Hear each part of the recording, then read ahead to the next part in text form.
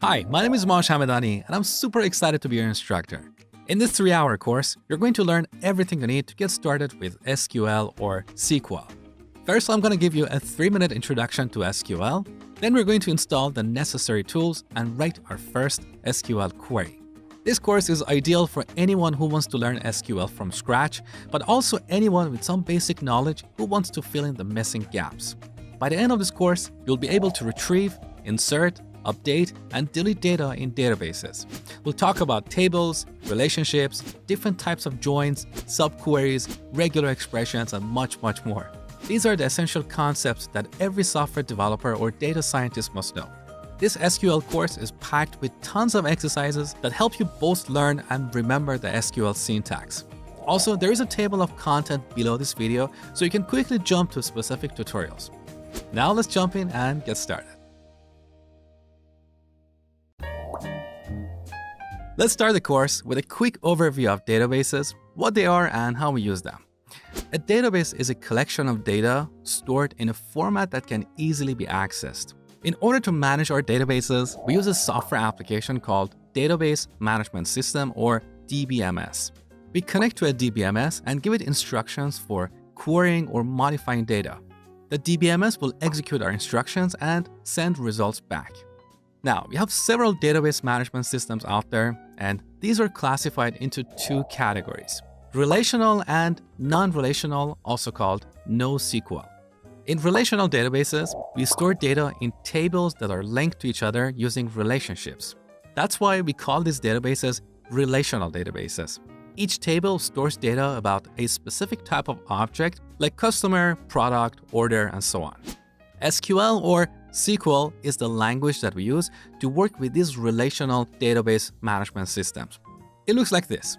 We use SQL to query or modify our data. In this course, we're going to learn everything about this powerful language. Now, there are many different relational database management systems out there. Some of the most popular ones are MySQL, SQL Server by Microsoft, and Oracle. But of course, there are plenty more. Each database management system has a different flavor of SQL, but all these implementations are very similar and are based on the standard SQL specification. So most of the SQL code that you will learn in this course will work with any database management system. In this course, we'll be using MySQL, which is the most popular open source database in the world. All right, now back to this diagram. What about non-relational databases? In non-relational databases, we don't have tables or relationships. These databases are very different from relational databases, but that's a topic for an entirely different course. What you need to know is that non-relational database management systems don't understand SQL. They have their own query language. So we use SQL to work with relational database management systems. Now, before we jump in and install MySQL, let me clarify something quickly. As you talk to different people, you will hear 2 different pronunciations of SQL: SQL or SQL. What is the correct way? Well, it depends on who you ask. And of course, everybody thinks their way of pronouncing this word is the right way. But here's a little history about this language. SQL was originally developed at IBM in the 70s, and back then it was initially called SQL, short for Structured English Query Language. But they changed the acronym to SQL because SQL was the trademark of an airplane company. So to this date, there's been an argument about what is the right way to pronounce this language. Generally speaking, people in non-English speaking countries call it SQL. I'm used to calling it SQL because it's shorter and sweeter than SQL. But if you prefer to call it SQL, that's totally fine with me. I'm not going to get mad at you. So that's the history behind this language. But what about MySQL as a software product? Developers of this product prefer to call it MySQL rather than MySQL, but they don't mind if we call it MySQL. In this course, I'll be teaching you SQL with MySQL. Hey guys, Mosh here. I just wanted to let you know that you really don't have to memorize anything in this course because I've created a complete cheat sheet with summary notes for you. You can find it below this video in the description box. So I have done my best to create the best possible, most comprehensive SQL course for you, and I would really appreciate it if you support my hard work by liking and sharing this video. Thank you so much. Now, let's continue. In this tutorial, I'm going to show you how to install MySQL on your computer. Now here I'm using a Mac, so first I will show you how to install MySQL on a Mac computer, and then I will show you how to install it on Windows. So if you're a Windows user, feel free to skip this tutorial. Now, open up your browser and head over to mysql.com. Then go to the downloads page and scroll down to the bottom. Here you should see MySQL Community Edition. This is absolutely free, and we're going to use that throughout this course. So let's go ahead with that. Now on this page, click on MySQL Community Server. And then on this page, you should see available releases for Mac OS. So in this list, download the first item, which is a DMG archive. All right. Now on the next page, click on No Thanks, just start my download. All right, as you can see, we are getting a DMG file, which is basically a setup wizard. All right, now the DMG is downloaded, so let's open it and then double click on this package. This will launch an installation wizard, which is pretty easy to use. So simply click on continue and again and again. I agree with the license agreement and install MySQL. It's going to ask for your password. This is the password that you use to log into your computer. So let's put that here. All right. Now here we need to set a password for the root or the admin user. So click next, and in this box, type a complex password. All right, now let's finish the installation. And enter your computer's password one more time. And we're done. That was super easy and sweet. All right, we installed MySQL Community Server. Now we need a graphical tool to connect to this server and manage our databases. So back to the downloads page. One more time, scroll to the bottom and go to MySQL Community Edition. And on this page, somewhere you should see MySQL Workbench. This is a graphical tool that we use to connect to our database server. So let's go ahead and download this as well. Now, once again on this page, we need to download a DMG archive. So download. And again, we have to say, no, we don't want to log in or sign up. So let's just go ahead and download the DMG. And then open it. All right, you're going to see something like this. So simply drag this MySQL Workbench and drop it onto the applications folder. So let's go ahead with that. Now let's going to copy this into the applications folder. Beautiful. So we're done with the installation. That was super easy. Now press Command and space and search for MySQL Workbench. There you go. Let's open it. Now the first time we get this message, because this is an application that we have downloaded from the internet. So we need to tell Mac that we trust this. Let's go ahead with that. So this is MySQL Workbench. Now by default, you should see a connection here. If you don't see that, you need to create it. Let me show you how to do that. So for this demo, I'm going to right click this and delete this connection. All right. Now let's create a connection from scratch. So click on this plus icon. On this page, give this connection a name. Let's say local instance. Now the connection method that we're going to use is TCP/IP, which is set by default. The host name is 127.0.0.1, which is the address of the local machine. And the port is 3306. This is the default port for MySQL Server. That is the username of the admin. Now we need to enter the password. This is the password that we set during the installation. So click on Store in Keychain. And in this box, type the password for the MySQL Server. All right. And finally, let's test the connection. Okay, we successfully connected to MySQL Server on the local machine. Beautiful. Let's click OK. And here we have a connection on the homepage of MySQL Workbench. Every time we open MySQL Workbench, we use this connection to connect to our local server. All right, we're done with the installation of MySQL on a Mac. Next, I will talk about installing MySQL on a Windows computer. So feel free to skip that tutorial.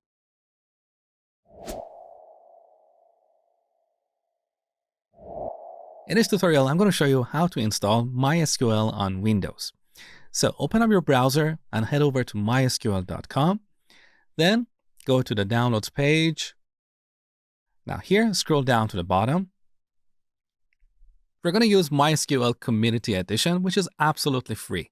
So let's go with this. Now select MySQL Community Server and then scroll down. So here you should see something like this, MySQL installer for Windows.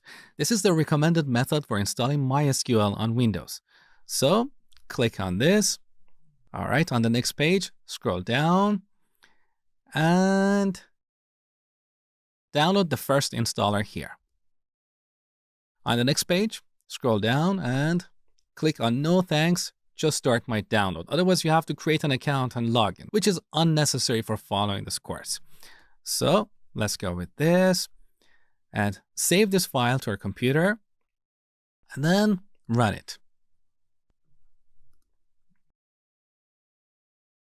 All right, we're going to use this setup wizard to install MySQL on our computer. This is very easy. All you have to do is to click next. But there are a couple of places where you need to enter a password. Let me show you. So on the first page, for the setup type, we're going to use the developer default setup. Go to the next page. Now here we're getting a little warning because this installation wizard wants to install the connector for Python 3.7. But I don't have Python on this machine, so that's why I'm getting this warning. Now on your machine, you might or you might not get this error. It doesn't really matter. Just click next and one more time. So here are the products that are going to get installed. The first one is MySQL Server. The second one is MySQL Workbench. This is the graphical tool that we use to connect to our database server and manage our databases. You're going to see that soon. So click on execute. Now this is going to take about 5 to 10 minutes. So I'm going to pause the recording. All right, all the products are installed. Beautiful. Let's go to the next page. And again, here on the group replication page, also click on next. On the next page, which is about networking, leave all the default settings. So let's go to the next page. Now we should set a password for the root or the admin user. So click on next. And in this box, type a password for the admin user.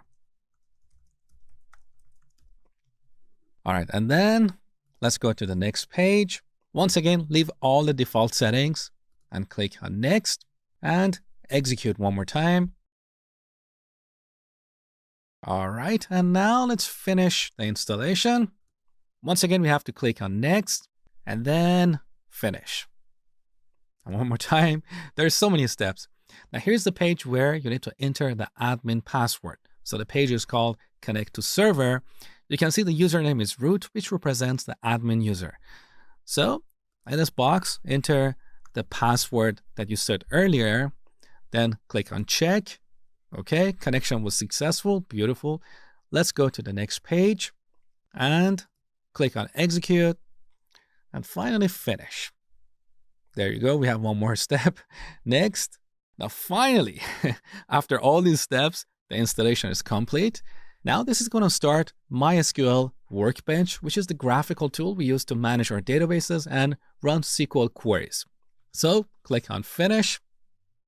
So now we have a command prompt window where we can type instructions to talk to our MySQL server. We don't really need this, so close it. And here's MySQL Workbench. Now the first time you open this page, by default, you should see a connection here. If you don't see it, click on this plus icon. On this page, give this connection a name. Let's say local instance. Now leave all the settings to their default value. But here for the password, click on Store in Vault. And in this box, type the password that you set for the admin user. So I'm going to put that here. Okay. Now click on Test Connection. All right, we successfully connected to the MySQL server on this computer. All right. Then click on OK. Now we click on this connection to connect to our database server. All right. So here's the interface that you'll be using throughout this course. On the left side, we have the navigator panel. In the middle, we have the query editor, which we can resize. This is where we're going to write our SQL queries. And on the right side, we have SQL additions. So we're done with the installation of MySQL on our computer. Next, I'm going to show you how to create the databases for this course.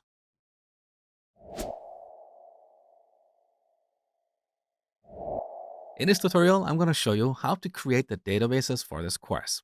So here I've got MySQL Workbench open. Let me quickly give you an overview of this interface because the first time you open it, it might appear a little bit intimidating, but actually it's not that difficult.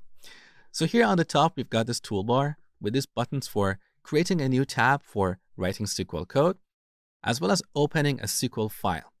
And next to that, we've got a bunch of buttons for creating a database, creating new tables, and so on.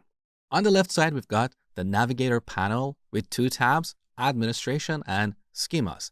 We use the administration tab to do administrative work, such as starting or stopping our server, importing or exporting data, and so on. The schemas tab shows the databases that we have in the current database server. So currently we only have one database, that is sys, and this is the database that MySQL uses internally to do its work. Now in the middle, we've got this query editor window. This is where we write our SQL code. So we'll be spending most of our time in this course in this window. And on the right side, we've got another panel with two tabs, context help and snippets. The chances are this interface might look slightly different on Windows, but what I'm showing you here is almost identical with what we have on Windows. So don't get hung up if it looks slightly different on your machine. It doesn't really matter. Now up here, we've got these buttons for showing or hiding these panels. So to clean this interface, I'm going to hide this panel on the right side, as well as the panel on the bottom. That is better. Now to create the databases for this course, download the zip file I've attached below this video. When you extract this zip file, you're going to see a bunch of SQL files like this. So the main one that you will be using in this tutorial is called createdatabases.sql. So this file contains all the SQL code to create all the databases that we need in this course. Now we also have individual files for creating individual databases. I just added these files in case you need to recreate one of these databases in the future. But for now, don't worry about them. Now, back to MySQL Workbench. Let's open the main SQL file. That is create databases. So this is an example of SQL code. Now, this may look complex at the beginning, but trust me, as you go through the course, you're going to understand exactly how everything works here. You're going to be able to write SQL code like this.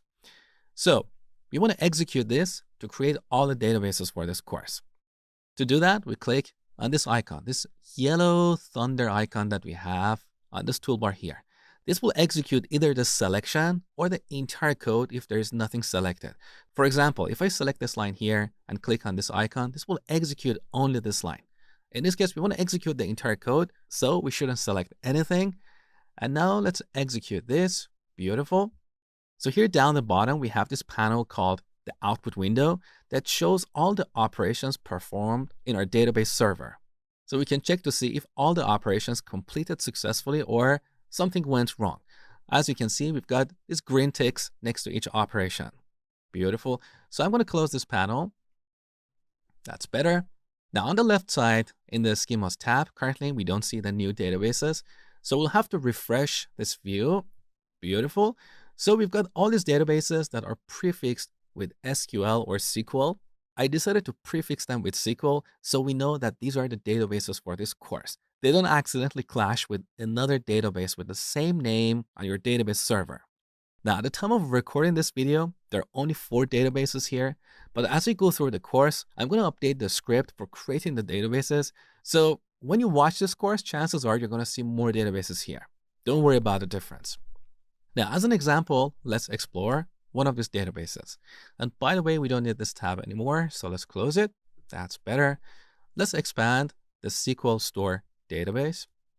Now, in every database, we have these objects. We have tables. This is where we store our data. We have views, which are kind of like virtual tables.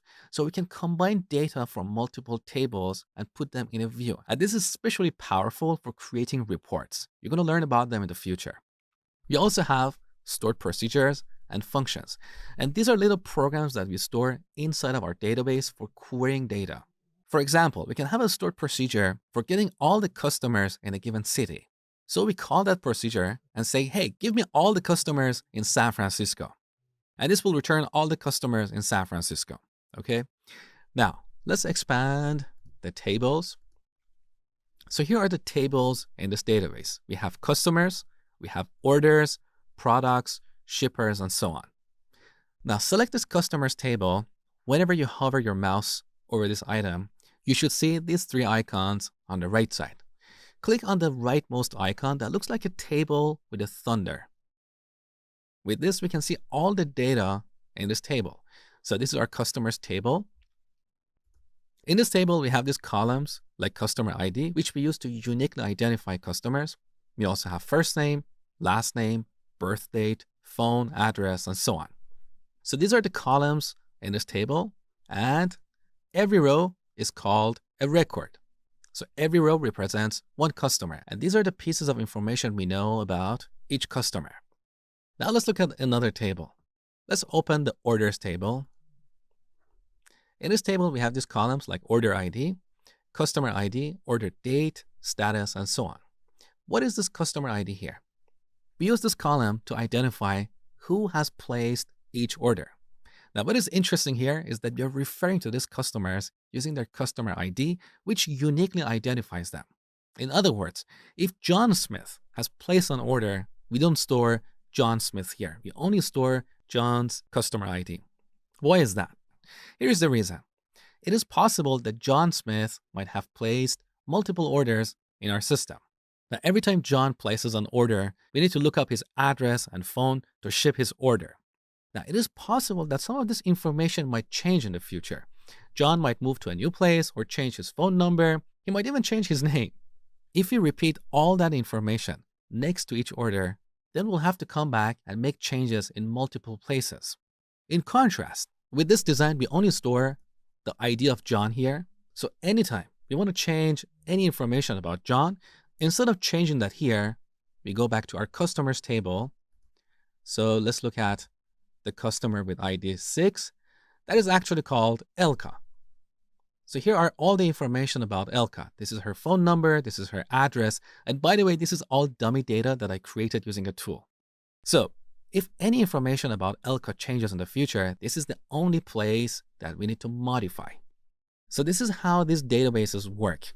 We refer to these databases as relational databases.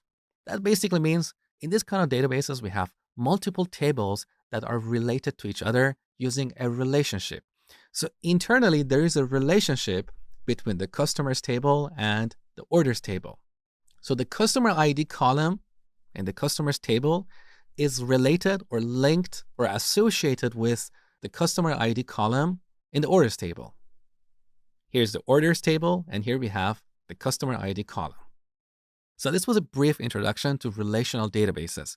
You learned about databases, tables, columns, rows, and relationships. In the next section, I'm going to show you how to retrieve data from a single table in this database.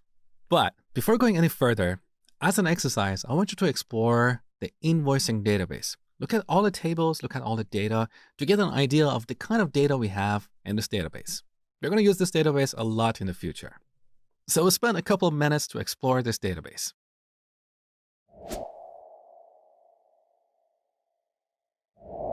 In this tutorial, I'm going to show you how to retrieve data from a single table.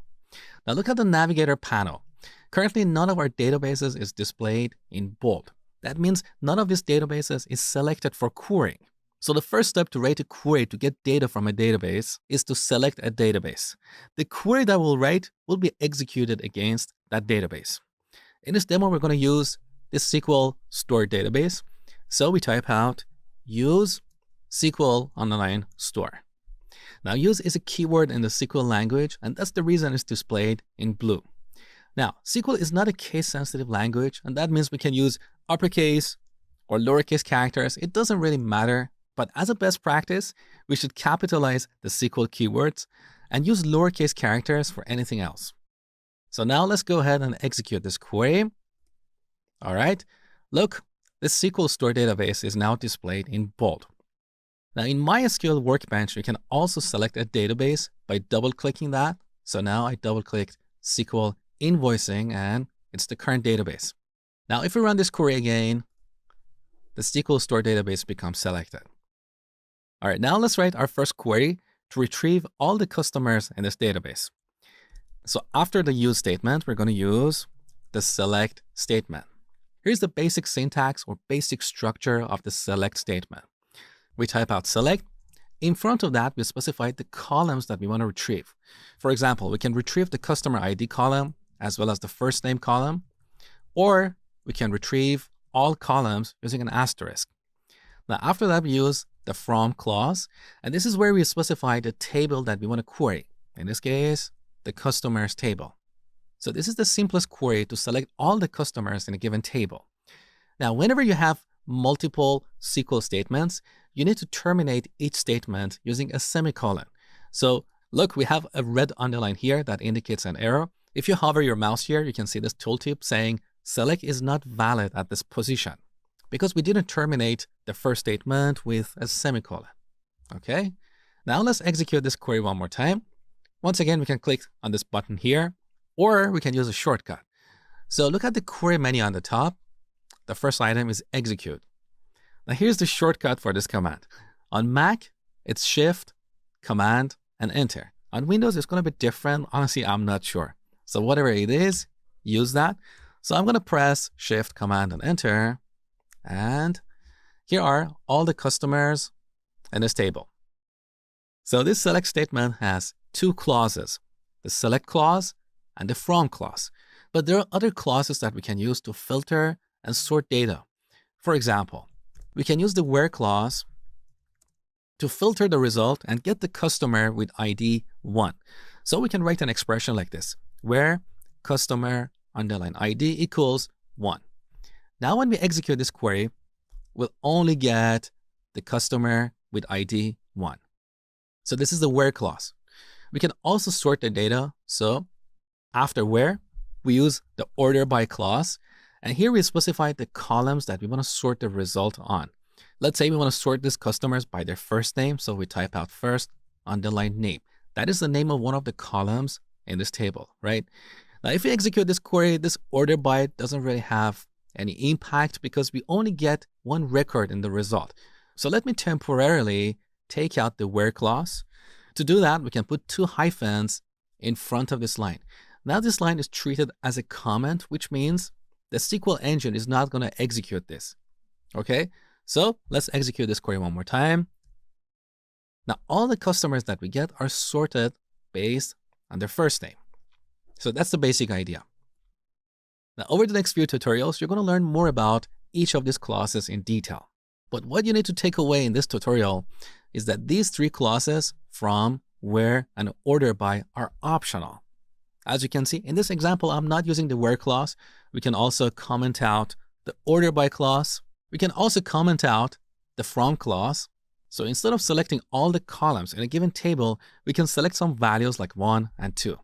Now, if we execute this query one more time, in the result, we get something like this. Two columns called 1 and 2. And in these columns, we have these values. So all these clauses are optional, but in the real world, we quite often use all of them. Now, what you need to understand here is that the order of these clauses matters. So we always have select first, then we have from, then where, and finally order by. We cannot change the order of these clauses. Otherwise, we get a syntax error, which basically means the syntax or the grammar or the structure of our SQL statement is incorrect. So it can't be executed. And one last thing before we finish this tutorial. In this example, you can see I've listed all these clauses on a new line. Now, technically, you don't have to do this because line breaks, white spaces, and tabs are ignored when executing SQL statements. So we could come back here and put from in front of select. So select star from customers all in one line. And that's perfectly fine for simple queries. But as your queries get more complex, it's better to put each clause on a new line. So that's all for this tutorial. In the next tutorial, we'll explore the select clause in detail.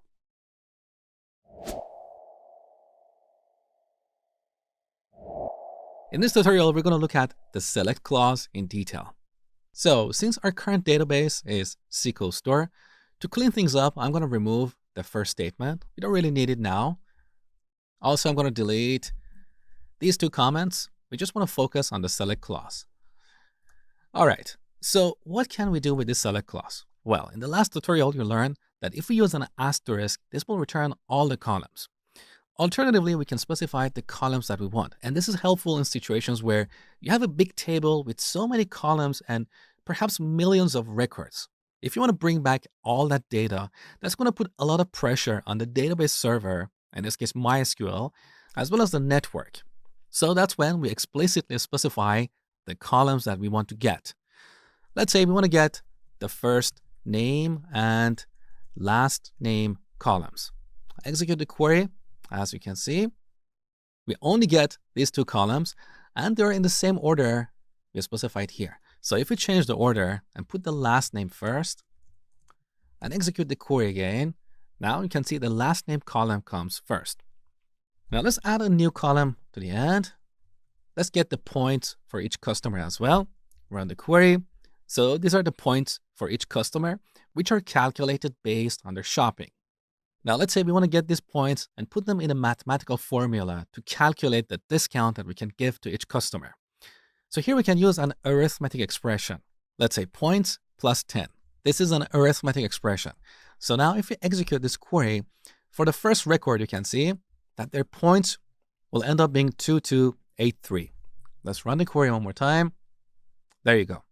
Now we can put the original points column here for clarity. So points, comma, points plus 10. Let's run the query one more time. Now you can see the original points, and next to that, you can see the value that we're going to use to calculate the discount. Now here we're using the plus operator, which is for addition. We also have multiplication, division, subtraction, and modulo, which is the remainder of the division. So let's change this to something more complex. Let's say we want to get the points multiplied by 10 and then add 100 to it. Now you can immediately see that this line 1 is getting too long and it doesn't fit on the screen. In situations like this, you can break up the select clause by placing each column on a new line. So select last name, then first name, points, and finally points times 10 plus 100. So let's execute this query one more time. So this is our new column with the new calculated value. Now, one thing you need to understand in this arithmetic expression is the order of operators. And this is based on the order of operators in math. So in math, the multiplication and division operators have higher order or higher precedence than addition and subtraction. So in this expression, first points is multiplied by 10, and then the result is added to 100. Now, if this is not what you want, you can always change the order by using parentheses. As an example, let's change this multiplication to addition, and then put that multiplication here. In this expression, first 10 is multiplied by 100, and then the result is added to the points. Now, let's say this is not what we want. So we can change the order by using parentheses here. With this parentheses, first we get the points, add 10 to them, and then multiply the result by 100. So these parentheses are useful for changing the order of operations as well as adding clarity to our code. So someone else reading this code can easily understand the order of these operations. Now let's execute this query one more time. All right, now look at the name of this column here. It's set to the expression that we have on line 5. That doesn't quite make sense. We want to have a clear descriptive name. So we can give this column an alias using the as keyword. So as, and then we give it a name like discount underline factor. Let's run the query again. Now the name of this column is changed. So this is the benefit of using an alias. We can give descriptive names to the columns in the result set. Now, if you want to have a space in the column name, you need to surround it with quotes, either single or double quotes. So we put quotes here, and then we can add a space in between these two words. Let's execute the query one more time. Now we've got discount factor. So let's quickly recap everything you learned about the select clause. We can use an asterisk to return all the columns, or we can explicitly specify the columns that we want to return. We can also use arithmetic expressions here, and optionally we can give an alias to each column in the result set. Now there is one more thing you need to know about the select clause. So let's delete this query and select the state column from the customers table. Take a look. These are the states in which our customers are located. Now, currently in the sample data, we don't have any duplicates. In other words, we don't have multiple customers in any of these states. But for this demo, I want to change the state of the first customer to Virginia, so we end up with duplicates in the result set. So let's open up the Navigator panel. Here's our customers table. Let's look at all the data. And here's our first customer. As you can see, is located in the state of Massachusetts. Now I want to change this to Virginia. So double click VA for Virginia, enter, done. Now on the bottom right corner of the screen, you should see two buttons, apply and revert. Unfortunately, I cannot show you these buttons because the recording window is a bit smaller than MySQL Workbench. But look down the bottom, in the bottom right corner, click on apply. You're going to see a dialog box like this asking you to review the changes. So go ahead and click the apply button one more time. All right, beautiful. Now, let's go back to our first query window and execute this query one more time. As you can see, the first two customers are located in Virginia. What if you want to get the unique list of states in the result set? That's when we use the distinct keyword. So select distinct state. With this query, we'll retrieve the unique list of states from the customer's table. So with the distinct keyword, we can remove the duplicates. Let's execute the query one more time. Now you can see Virginia is not duplicated.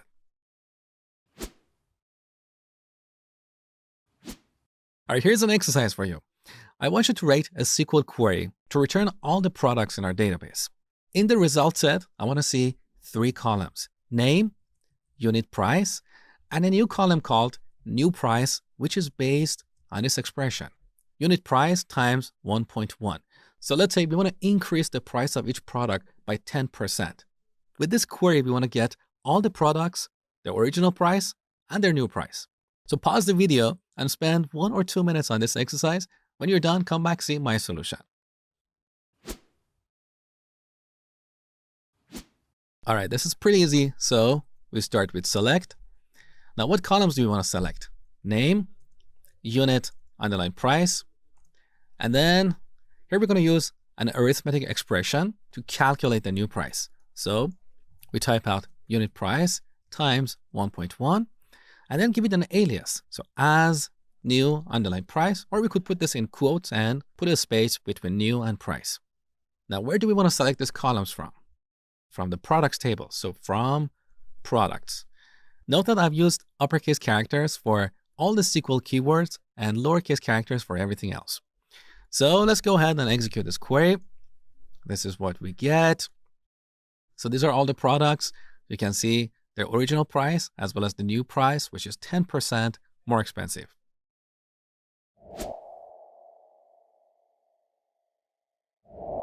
In this tutorial, we're going to look at the where clause in SQL. So earlier I told you that we use the where clause to filter data. For example, let's say we only want to get the customers with points greater than 3,000. So here in the where clause, we can type out a condition like this: points greater than 3,000. When we execute this query, the query execution engine in MySQL is going to iterate over all the customers in the customers table. For each customer, it's going to evaluate this condition. If this condition is true, it will return that customer in the result set. So let's go ahead and execute this. And here's the result. As you can see, we have only 2 customers with points greater than 3,000. So this is what we call the greater than operator, which is one of the comparison operators in SQL.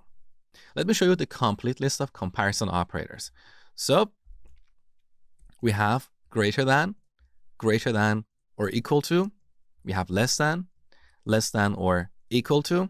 Here's the equality operator. And for not equality, we can use an exclamation followed by an equal sign or something like this. So both these are not equal operators. Let me show you a few examples of these operators. So I'm going to delete all this and bring back the previous query. Let's say we want to get only the customers in the state of Virginia. So we can change our condition to something like this, where state equals Virginia. Note that I have put Virginia in quotes because this is what we call a string. A string is a sequence of characters. So whenever you're dealing with a sequence of characters or basically textual data, you need to enclose your values with either single or double quotes. But quite often, by convention, we use single quotes. So let's execute this query. And here's the result. You can see we only have these two customers with ID 1 and 2 who are located in Virginia. And it doesn't matter if we use uppercase or lowercase characters. So if we type out VA in lowercase and execute the query, we get the exact same result. Now, what if we want to get all the customers outside of the state of Virginia? We can use the not equal operator. So we can either prefix this with an exclamation or use this other notation. Either way, we get the same result. So these are the customers that are not located in Virginia. Now we can use these comparison operators with date values as well. For example, let's say we want to get only the customers born after January 1st, 1990. So we change our condition to birth date greater than. Once again, we use quotes for representing date values, even though dates are actually not strings. But in the SQL language, we should enclose dates with quotes. So here we type out 1990-01 for January-01 for day. So this is the standard or the default format for representing dates in MySQL. 4 digits for the year, 2 digits for the month, and 2 digits for the day. So let's go ahead and execute this query. I actually made a mistake here. So we don't see the result. Instead, we see the action output or the output window. If you scroll to the bottom, you can see the details of the error. So here I used the wrong name for the column. We should separate these two words with an underscore. That is the name of our column. So let's execute the query one more time. So we only have 3 customers born after January 1st, 1990. So these were examples of comparison operators in SQL. In the next tutorial, I'm going to show you how to combine multiple conditions when filtering data. All right, here's your exercise. I want you to write a query to get the orders that are placed this year. So look at the orders table, see what columns do we have there, and based on that, write a query with a where clause. So here's the orders table. In this table, we have this column, order date. We can use this column to see the orders that are placed this year. So here's our query. Select star from orders where order underline date is greater than or equal to January 1st, 2019, assuming this is the current year. So 2019-01-01. Now, since currently we are in the year 2019, this query will return all the orders placed this year. But next year, this query is not going to give us the right result. But don't worry about it. Later in the course, I will show you how to write a query to get the orders placed in the current year. So for the purpose of this exercise, this is a valid solution. Now let's execute this query and see what we get. So we have only one order, order ID 1, that is placed in the current year.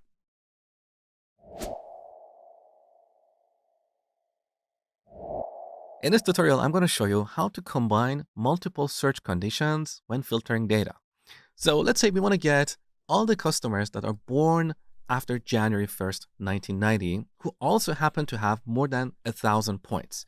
So this is where we use the AND operator. So we type out AND, and after we type out another condition, like points greater than 1,000.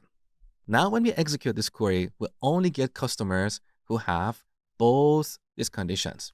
Let's take a look. So execute, we only have 2 customers. And if you look, both these people are born after 1990 and they have more than 1,000 points. So this is the AND operator. When we use this operator, both these conditions should be true. In contrast to the AND operator, we have the OR operator.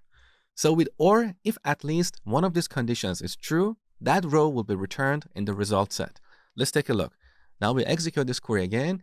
Instead of 2 records, we have quite a few records. So for example, we have this person who is not born after 1990, But if you look at their points, they have more than 1,000 points. So any customer records that satisfies at least one of these conditions will be returned. Now let's take this to the next level. Let's say we want to get customers who are either born after 1990 or they should have at least 1,000 points and live in Virginia. So this is how we do this. We type out and then we add another condition, state equals Virginia. Let's execute this query and see what we get. We only get 4 records. So these are the customers that are born either after 1990 or they have more than 1,000 points and live in Virginia. If you look at the first customer here, this person is not born after 1990, but you can see that she lives in Virginia and she has more than 1,000 points. So the last 2 conditions are true for this customer. Now, when combining multiple logical operators, you need to be aware of the order of these operators. So earlier I talked about the order of arithmetic operators. I told you that multiplication have a higher order than addition and subtraction. And we can use parentheses to override the default order. We have the same concept in logical operators. So the AND operator is always evaluated first. So when this query is executed, the query execution engine first evaluates this condition, because here we're using an AND. It doesn't matter that we typed out this condition after the first condition, because the AND operator has a higher precedence. Now you can always change the order using parentheses, and this also makes your code cleaner and easier to understand. So here we can put parentheses around these last 2 conditions. And also we can put these on a new line for clarity, something like this. So anyone who reads this code can easily understand what is the intent of this query. Now we also have another logical operator called NOT, and we use that to negate a condition. Let me show you. So I'm going to simplify our where clause. Let's say we're searching for customers who were born after 1990 or they have more than 1,000 points. If we execute this query, we get these people, customers with ID 1, 3, 5, and so on. Now we can use the NOT operator to negate this condition. So we apply NOT here, and preferably we also put parentheses around this condition. Now when we execute this query, we'll see other customers that are not in the current result set. Let's take a look. So instead of customers with IDs 1, 3, 5, 6, and so on, we get the customers with IDs 2, 4, and 10. Now, technically, these customers were born before 1990, and they have less than 1,000 points. So if you look here, this first customer was born before 1990, and he has less than 1,000 points. How did I know that? Let me show you a trick that I learned in math. Whenever you have a NOT operator, you can simplify your expression like this. We apply the NOT operator to the first condition. People who were born after 1990. How can we negate this condition? Well, the greater than operator becomes less than or equal to. That is the inverse of that condition, right? Now we apply the NOT to OR to negate the OR. What do we get? We get AND. Finally, apply the NOT operator on the last condition, people who have more than 1,000 points. When we negate this condition, we get customers with less than or equal to 1,000 points. Now we can remove the NOT operator to simplify this. We don't need parentheses anymore because we only have 2 conditions that are combined with an AND. Here's the result. As you can see, this is much easier to read and understand. People who were born before this date and they have less than 1,000 points. All right, here's your exercise. From the order items table, get the items for order number 6, where the total price for that item is greater than 30.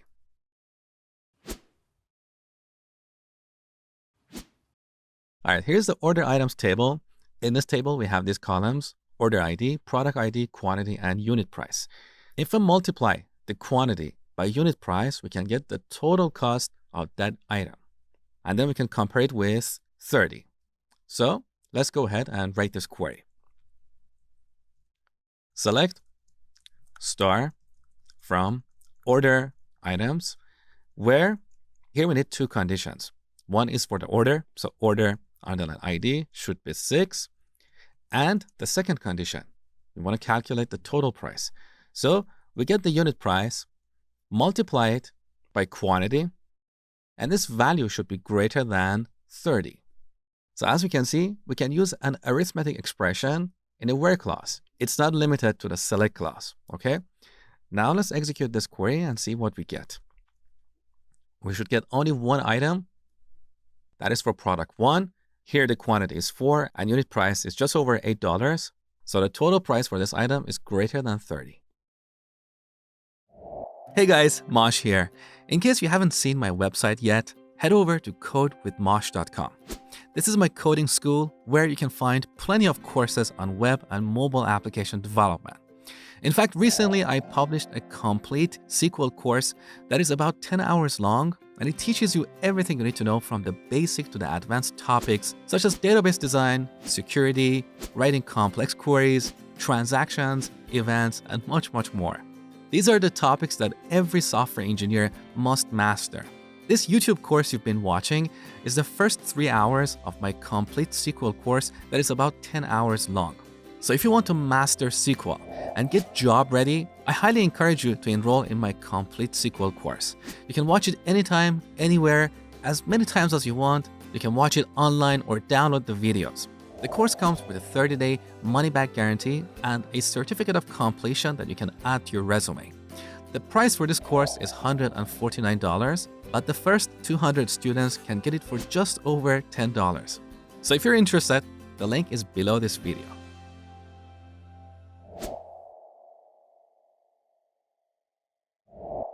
In this tutorial, I'm going to show you how to use the IN operator in SQL.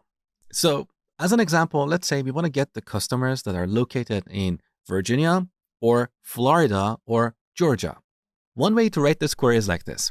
So where state equals Virginia, or state equals Georgia, or state equals Florida. Now, people who are new to the SQL language or programming in general find this expression a little bit strange. They ask, Mosh, why can't we write this expression like this? Where state equals Virginia, or Georgia, or Florida. Here's the reason. We use the OR operator to combine multiple conditions. So here we have a condition, or an expression more accurately, but on the right side of this OR operator, we have a string. In SQL, we cannot combine a string with a Boolean expression that produces a Boolean value, which can be true or false. So that is why we have to write our query like this. So we have multiple expressions or multiple conditions, and we're combining them using the OR operator, okay? So now if we execute this query, we get these customers here, but there is a shorter and cleaner way to get the same result. Instead of combining multiple conditions using the OR operator, we can use the IN operator. So where state is in, and then in parentheses, we add all the values like Virginia, comma, Florida, comma, Georgia. And the order doesn't matter. This query is exactly equivalent to what we had earlier. But as you can see, it's shorter and easier to understand. So let's execute it. Look, we get the exact same result. Now here we can also use the NOT operator. Let's say we want to get the customers outside of these states. So we can use where state not in this list. Now if we execute this query, we get customers who are located in Colorado, Texas, and so on. So use the IN operator when you want to compare an attribute with a list of values. Now here's your exercise. I want you to write a query to get the products where their quantity in stock equals to one of these values, 49, 38, and 72. So pause the video, do this exercise, and then come back, continue watching.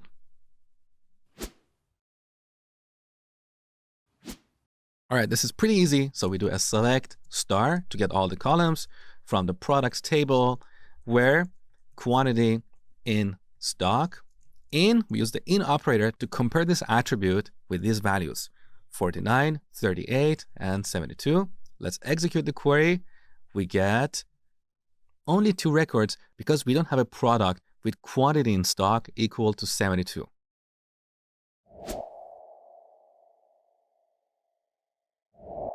In this tutorial, we're going to look at the between operator in SQL. So let's say we want to get the customers who have more than 1,000 and less than 3,000 points. One way to write this query is like this, where points greater than 1,000, well, more accurately, greater than or equal to 1,000, and points less than or equal to 3,000. When we execute this query, we get how many? We get 4 people that satisfy this criteria. Now, whenever you're comparing an attribute with a range of values, you can use the between operator, and this makes your code shorter and cleaner. So we can rewrite this expression like this, where points between 1,000 and 3,000.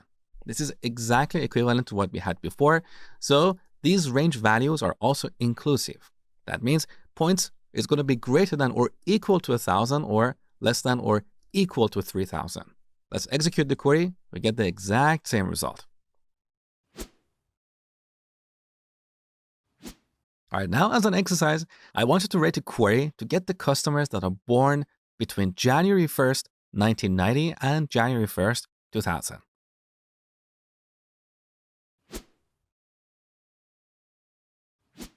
All right, so we start with select star from customers where birth underline date between. So what matters here is that we can use the between operator for date values as well. It's not limited to using numbers.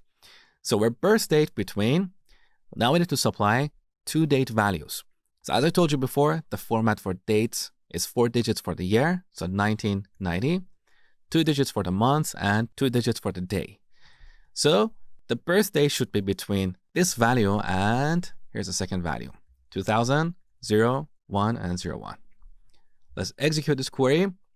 We get only 3 people who match this criteria.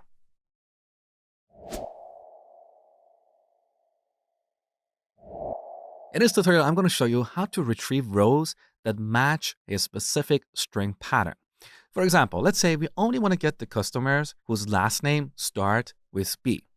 So here in the where clause, we type out where last name.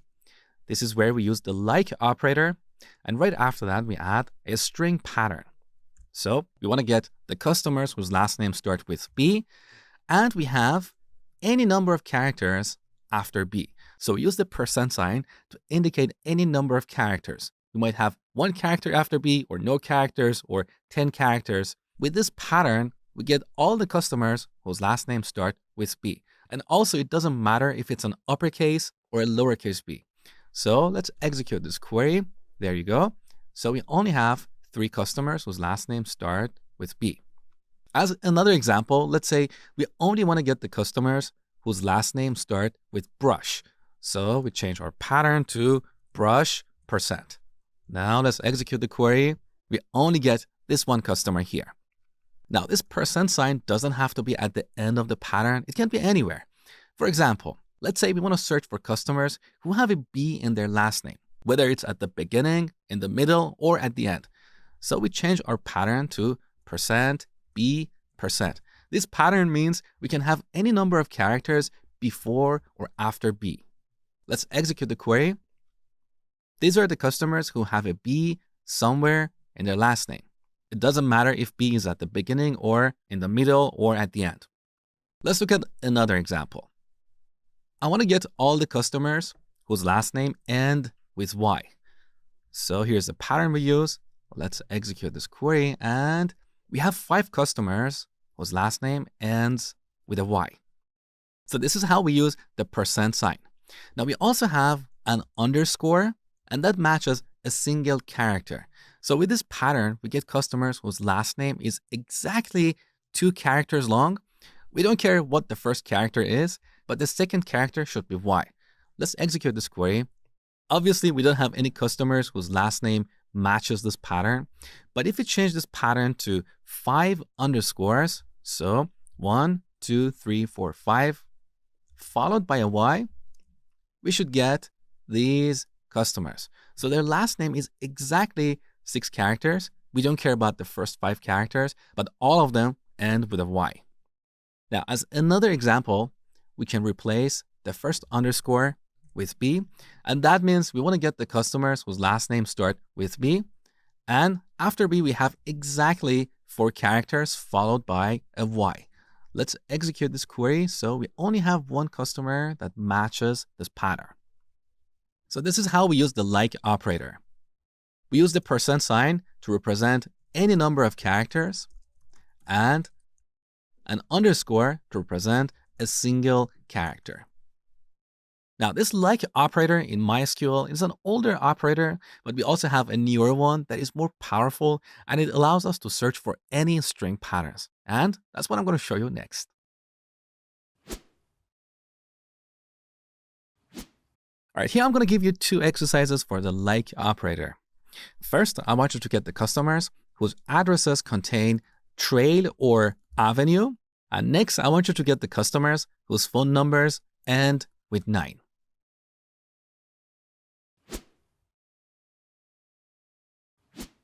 All right, let's get started with the first exercise. So select star from customers where address like. Now here we want to use a search pattern like this. We want to have trail, but trail can be anywhere in the address. So we put a percent before and after trail. Next, we should use the OR operator to search for another pattern. Or address like.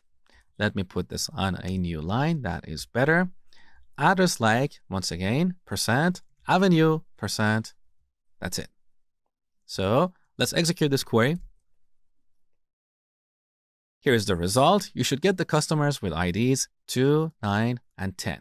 If you look at their addresses, all of them have either trail or avenue in their address. Now let's work on the second exercise. We want to get the customers whose phone numbers end with 9. That is pretty easy. So let me change our where clause. Where phone, once again, we use the like operator, add a percent, followed by a 9. That's all you had to do. Let's execute the query. So here's the result. Customers with IDs 3 and 7. Their phone numbers end with 9. So this is how we use the like operator. And by the way, you can always use the not operator here. Let's say if you want to get the customers whose phone numbers don't end with 9. So we simply prefix like with not. Now, if we execute this query one more time, we get all the other customers in the database.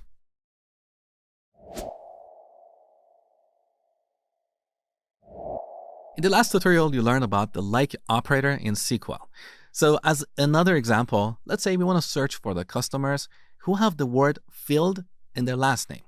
So we type out a where clause like this, where last name like percent filled percent. So the word filled can be anywhere in the last name. Let's execute this query. We get only one customer. Beautiful. Now we also have another operator in MySQL that is REGEXP, which is short for regular expression. And regular expressions are extremely powerful when it comes to searching for strings. So they allow us to search for more complex patterns. Here's an example. If I want to rewrite this last where clause using a regular expression, it looks like this. Where last name, REGEXP. Now here in our string pattern, we don't have to type out the percent signs. We only type out filled. So what we have on line 4 is exactly identical to what we have on line 3. Let's execute this query. We get the same result. Beautiful. Now here in regular expressions, we have additional characters that we don't have when we use the like operator. For example, we can use the caret sign to indicate the beginning of a string. So if I put a caret just before the word filled, that means our last name must start with filled. Obviously, if we execute this query, we don't get anyone that matches this criteria. So we use the caret sign to represent the beginning of a string. We also have a $sign to represent the end of a string. So this pattern means the last name must end with filled. Let's execute this query. We get the same result as before. Now we can also search for multiple words here. For example, let's say we want to find the customers who have the words filled or Mac in their last name. So we use a pipe, a vertical bar, and type out another pattern. Let's execute this query.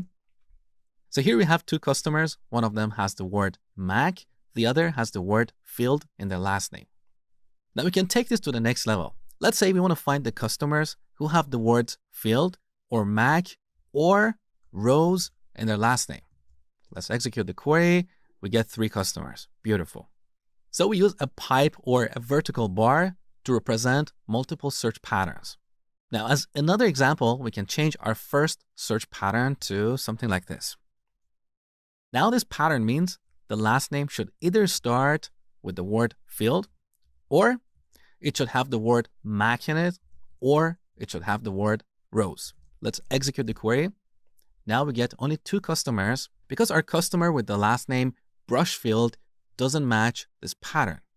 However, if we change our first pattern to field $, and execute the query, we get 3 people here, 3 customers. So this is how we can combine multiple special characters when building a complex pattern. Now let's look at another example. Let's say we want to search for customers who have an E in their last name. So these are all the people, all right? Now let's say we want to make sure that before the letter E, we should either have a G or an I. So this is where we use square brackets. And inside the brackets, we add multiple characters like G, I, M, and that matches any customers who have GE or IE or ME in their last name. So any of these characters can come before E. Now let's execute this query. There you go. We only get 2 customers. In the first example, before E, we have I, which is one of the characters inside the brackets. In the second example, before E, we have a G, which is also another valid character before E. Now, once again, the square brackets don't have to be before E. We could add them after E. So any customers who have E followed by an F or an M or a Q in their last name can be returned with this pattern. Obviously, we don't have anyone in the database. So this is how we use square brackets. Now we can also supply a range of characters. For example, we can have E, and just before E, we want to have any characters from A to H. We don't have to type them out explicitly like A, B, C, D, E, F, G. That's very verbose. So we can type out A to H. And now if we execute this query, we get these 3 people. So let's quickly recap everything you learned about regular expressions in this tutorial. We use a caret to represent the beginning of a string. So beginning. We use a $sign to represent the end of a string. We use a vertical bar or a pipe to represent a logical OR. So we can supply multiple search patterns. We use square brackets to match any single characters listed in the brackets. And finally, we use square brackets with a hyphen to represent a range. So any characters from A to, let's say, F. Now, technically, MySQL supports more special characters, but quite honestly, the ones that I have listed in this tutorial are the ones that you'll be using 90% of the time. So just memorize these and you're good to go.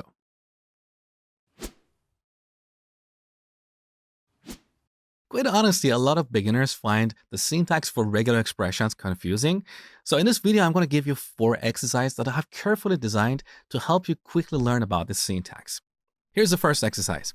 Get the customers whose first names are Elka or Amber. And note that this is Amber with a U. Now for the second exercise, return the customers whose last names end with EY or ON. Here's the third exercise. Get the customers whose last names start with my or it contains SE. And finally, as the last exercise, return the customers whose last names contain B followed by R or U. So go ahead and spend 2 to 3 minutes on this exercise. When you're done, come back, continue watching.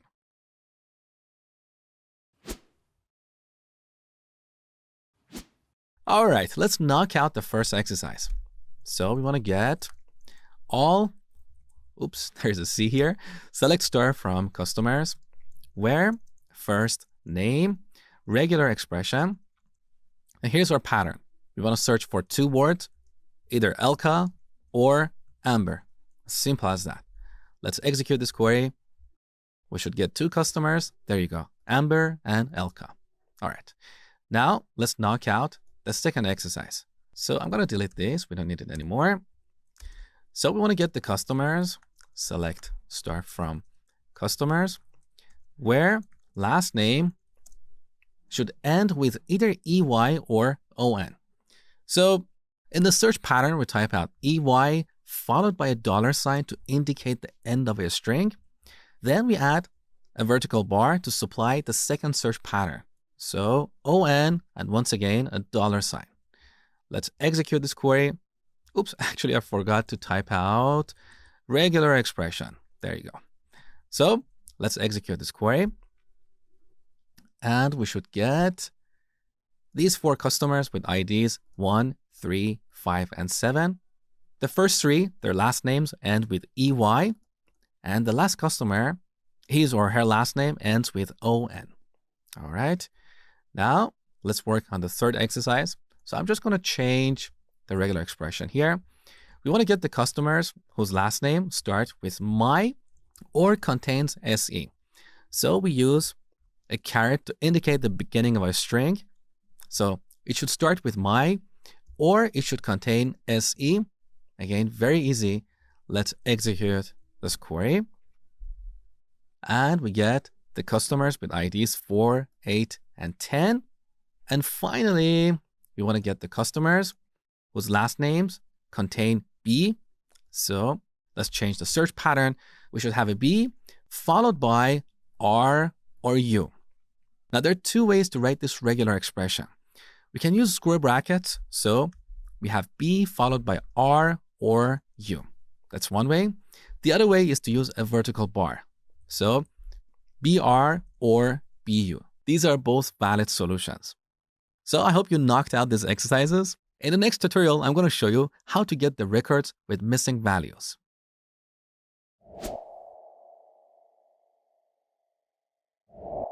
In this tutorial, I'm going to show you how to look for records that miss an attribute. For example, if we select all the customers in our database, you can see that the customer with ID 5 doesn't have a phone number. So if you look closely here, you can see the value null.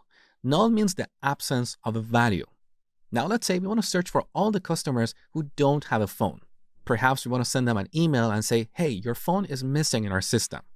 So how can we get these customers? That is very easy. We use the is null operator. So in the where clause, we type out where phone is null. Now let's execute this query. We only get one customer who doesn't have a phone. Now here we can also use the not operator to get the customers who do have a phone. So we change the condition to is not null. Let's execute the query.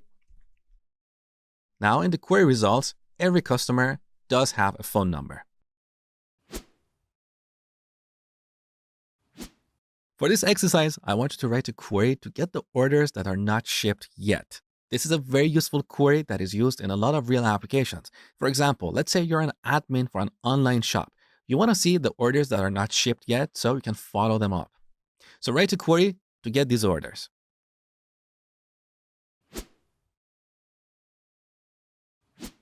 So here we have the orders table. Let's have a quick look at the data in this table. All right. So if you pay close attention, you see some of these orders don't have a shipped date. And these orders also don't have a shipper ID, which is a unique number for identifying the shippers. So any order that misses a value for the ship date or shipper ID is considered an order that is not shipped. So let's go ahead and write a query to get these orders. So back to our query editor, select star from orders where shipped underline date is null. You could also write shipper ID is null. They're both equally correct. So let's execute this query and we should get 5 orders. Orders 1, 3, 4, 6, and 8.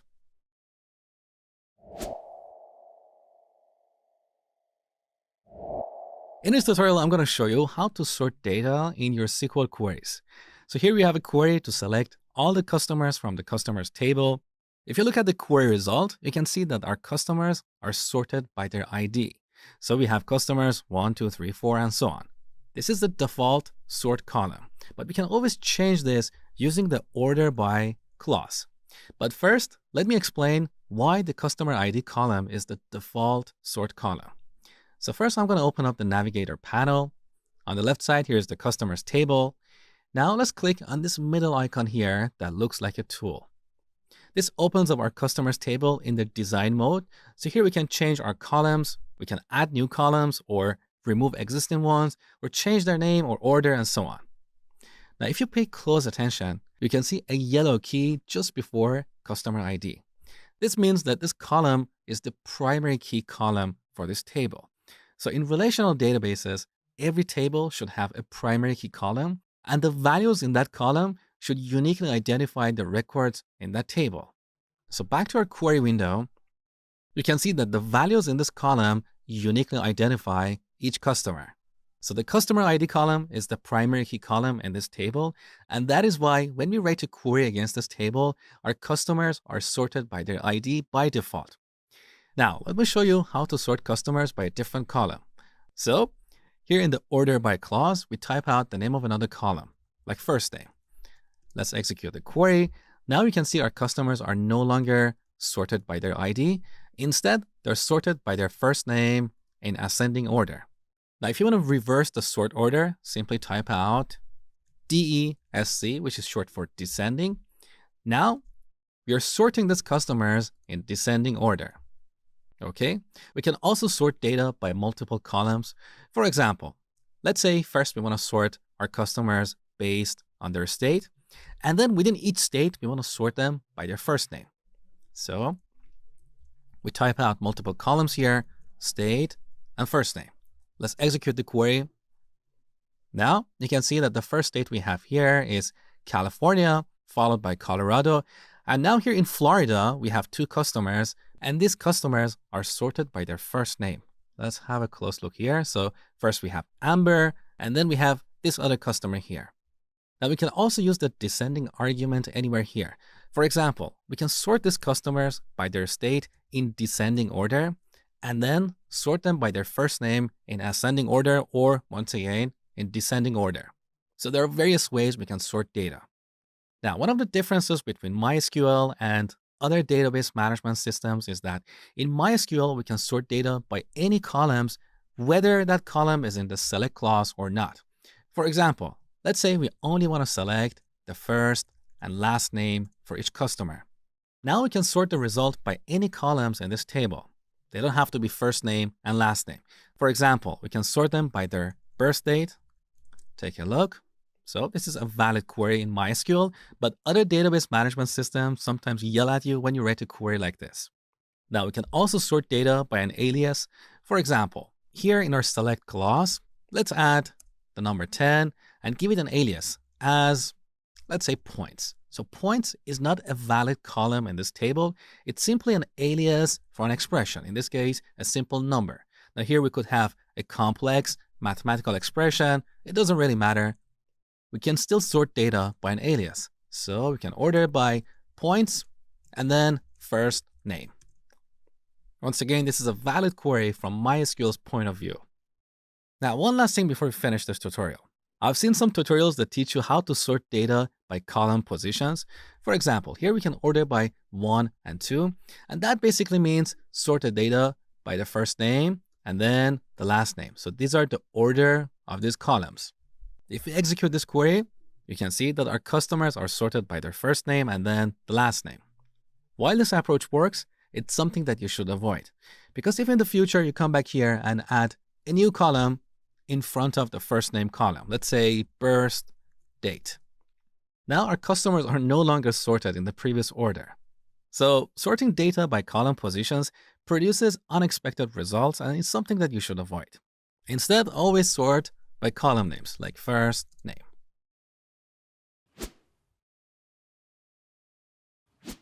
All right, here's your exercise for this tutorial. In this database, we have this table called order items, where we can find the items for each order. Now, I've written a query that you cannot see here because that's the solution to the exercise I'm going to give you. That query produces this result. So we only have the items for the order with ID 2, and we have sorted these items based on the total price for each item. So the total price for each item equals quantity times unit price. In this case, the total price for product 1 is just over $18. So go ahead and write a query to select all the items for order with ID 2 and sort them by their total price in descending order.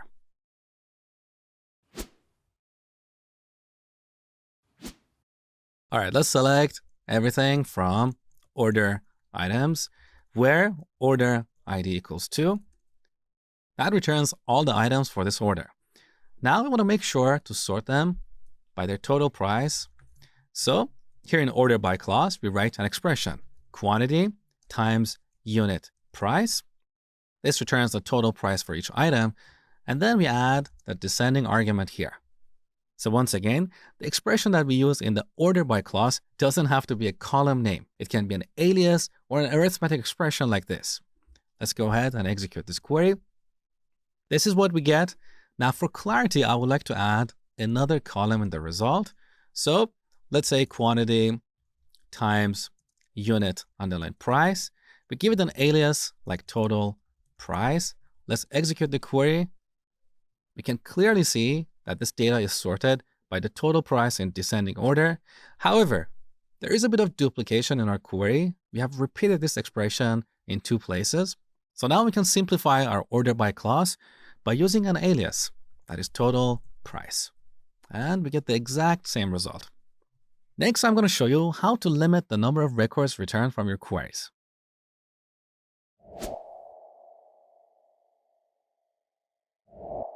In this tutorial, I'm going to show you how to limit the number of records returned from your query. For example, when we execute this query, we get all the customers in the customer table. So we have 10 customers here. Now, what if we only want to get the first 3 customers? That's where we use the limit clause. Let me show you. So after from, we type out limit 3, and this will return only the first 3 customers. Now, if the argument that we pass here is greater than the number of records that our query produces, we'll get all the records in the query result. For example, if I pass 300 here, obviously we don't have 300 customers in this table. So when we execute this query, we'll get all the 10 customers in this table. So this is how the limit clause works. Now here we can optionally supply an offset, and this is very useful in situations where we want to paginate the data. For example, let's say we have a website, and on this website, we have a web page for the user to see all the customers in the database. Now, for simplicity, let's imagine we want to show only 3 customers per page. So what are the customers that we're going to have on page 1? We're going to have customers 1, 2, 3. On page 2, we're going to have customers 4, 5, 6. And on page 3, we're going to have customers 7, 8, 9. Now, let's say we want to write a query to retrieve the customers on page 3. How can we do that? Well, we want to skip the first 6 records and then pick 3 records, right? So we change our limit clause to something like this. Limit 6 and 3. So 6 is what we call an offset, and that basically tells MySQL to skip the first 6 records and then pick 3 records. Let's execute this query. All right, now we get customers 7, 8, and 9.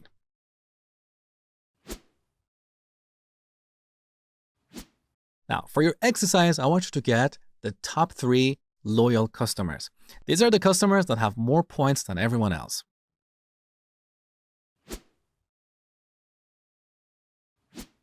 All right, first we select everything from the customers table. Now we need to order these customers by their points in descending order. So if you look at the query result, you can see that customers are sorted by their loyalty. So the most loyal customers come first. Now we want to pick only the first 3 customers. And that's where we use the limit clause. So limit 3. Let's execute this query. And these are the most loyal customers. Customers with IDs 5, 6, and 3. Now, here's one thing I want you to remember, and that is the order of the limit clause. The limit clause should always come at the end. So first we have the select clause, then we have from. Optionally, we can have where, followed by order by, and finally limit. The order of these clauses matters. If you change the order, MySQL is going to yell at you. So pay attention to the order when writing your queries.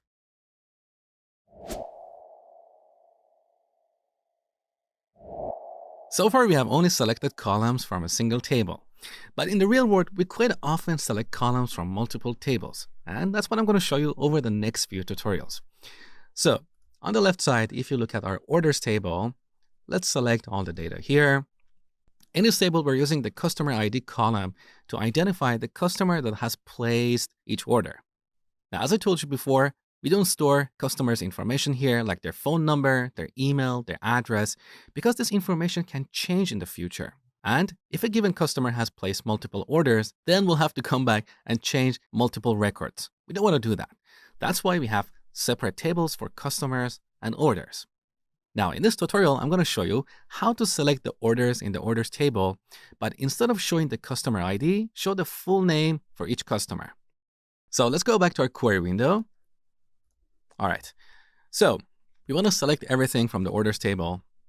Now we should combine the columns in this table with the columns in the customers table. That is where we use the join keyword. Now here we can optionally type inner join, because in SQL we have two types of join, inner join and outer join. We'll look at outer joins later in this section. So for now, we're only using an inner join, and this inner keyword is actually optional, so we don't have to type it. So we want to join the orders table with the customers table. Now, on what basis do we want to join these tables? Well, here in the customers table, we have this customer ID column. So if we put these two tables next to each other, we want to line up the records such that the customer IDs are equal. That is where we use the on phrase. So after on, we type out a condition. Here's the condition we need to type out. Orders.customer_ID should be equal to customers.customer ID. Now, this is getting outside of the screen, so let me break up this line. That's better.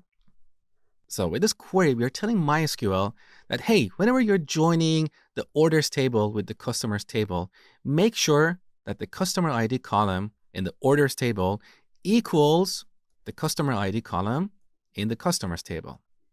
Now let's execute this query. Look at the result. Since we're selecting everything here, the first few columns are from the orders table because we have listed that first. Now, after all the columns in the orders table, we have the columns in the customer table. So customer ID, first name, last name, and so on. Now let's simplify the result set and select only order ID, first name, and last name. So back to our query, we select order ID, first name, and last name. Now let's execute the query. That is better. So next to each order ID, we can see the name of the customer that placed that order. Now, what if we want to display the customer ID here as well? Well, let's put that here and see what happens. Customer ID. Execute the query. We get an error. So if you look at the output window, down the bottom, you should see an error saying column customer ID in the field list is ambiguous. Now, unfortunately, I cannot show you this error because the size of my recording window is smaller than MySQL Workbench. But that aside, let me explain why we're getting this error. Because we have this customer ID column in both the orders and customers tables. So MySQL is not sure which table do we want to select this column from. That is why it's saying this column is ambiguous. So we need to qualify this column by prefixing it with a table name. We can either pick it from the orders table or the customers table. It doesn't really matter because the values are equal, right? So in situations where you have the same column in multiple tables, you need to qualify them by prefixing them with the name of their table, okay? Now let's execute the query one more time. So there you go. We have order ID, customer ID, and the full name. Beautiful. Now, one more thing before we finish this tutorial. If you pay close attention, we have repeated the word orders in multiple places. We have it here, as well as in the join condition. The same is true about the customers table. We have repeated that here. We can get rid of this repetition and make our code simpler by using an alias. So right after each table, we can give it an alias, O as in short for orders. So by convention, we abbreviate the table's name. Now, wherever we have orders, we should replace that with O. So here in the join condition, we replace orders with O, and also one more time in the select clause. There you go. We can also apply an alias for the customer's table. We call it C, and then we simplify our join condition like this. So this is how we can join columns from multiple tables.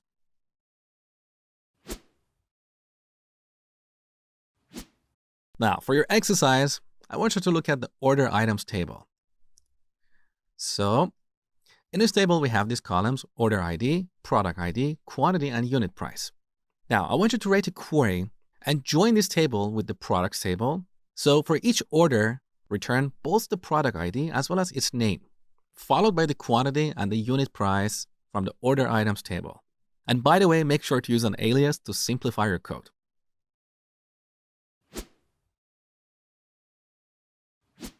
All right, first, let's select everything from the order items table and then join it with the products table. How are we going to join these tables? On order underline items dot, well, actually, let's just give this an alias right away. So we use OI as an abbreviation for order items and P as in short for products. So OI dot product ID should be equal to P or products dot product ID. And by the way, remember that when you give an alias to a table, you have to use that alias everywhere else. So here I cannot type out products. MySQL is going to yell at me. So let's use the abbreviation. All right, this is how we join these tables. Let's execute this query up to this point. All right, so we see all the items from the order items table, followed by the columns from the products table. Now, we want to explicitly select a few columns here. So from the order items table, we want to select order underline ID. Well, technically, we don't have to prefix this with the table name because this column is not repeated in multiple places. So it's not ambiguous. So let's make the code shorter. That's better. Now we want to select the product ID column. But because this column exists in both tables, we have to prefix it with a table name, either OI or P. It doesn't really matter. Next, we want to select quantity and finally unit price. Now, actually here we have this unit price column in both tables. So this is the unit price in order items table, and this is the unit price in the products table. Now, you might be curious why we have this column in two places. The reason for this is that the price of products can change. So for each order item, we want to have the price at the time the user or the customer placed the order. So this is a snapshot of the price at a given point in time. The unit price that we have in the products table is the current price right now. This is very important for reporting, otherwise we cannot calculate the sales properly. So because we have the unit price column in two places, in this case, we should pick it from the order items table because this is the price at the time of placing the order. Now let's execute the query. So here's the final result.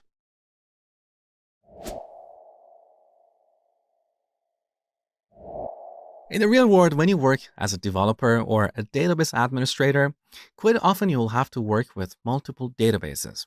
In this tutorial, I'm going to show you how to combine columns from tables across multiple databases. That's pretty easy. So in the SQL Store database, we have these tables that you're fairly familiar with. Now imagine this products table was not here. Now, if you look at the SQL inventory database, you can see here we have another products table. This products table is exactly the same as the products table that we have in the SQL Store database. So it has the same columns and the same data. Now, technically, this is not a good design. You don't want to have the same table repeated in multiple places. But for this demo, let's just imagine that we don't have the products table here. So we want to join the order items table with the products table in the SQL inventory database. Let's get started. So select everything from the order items table. Let's give it an alias straight away. We want to join this with the products table. This products table is part of the SQL inventory database. So we'll have to prefix this with the name of its database. So we type out SQL inventory dot. Now, once again, we can give this an alias like p, then type out our join condition. So OI dot product ID should be the same as p dot product ID. Let's run the query. There you go. So we successfully joined tables across multiple databases. Now, note that we're prefixing the products table with the name of its database because the current database that we're writing this query against is the SQL Store database. Take a look. In the Navigator panel, the SQL Store database is displayed in bold because earlier we wrote the use statement to select a database. That was SQL Store. Now, what if we select the SQL inventory database? Let's see what happens. So SQL inventory. Now, because we have multiple statements, we have to terminate this with a semicolon.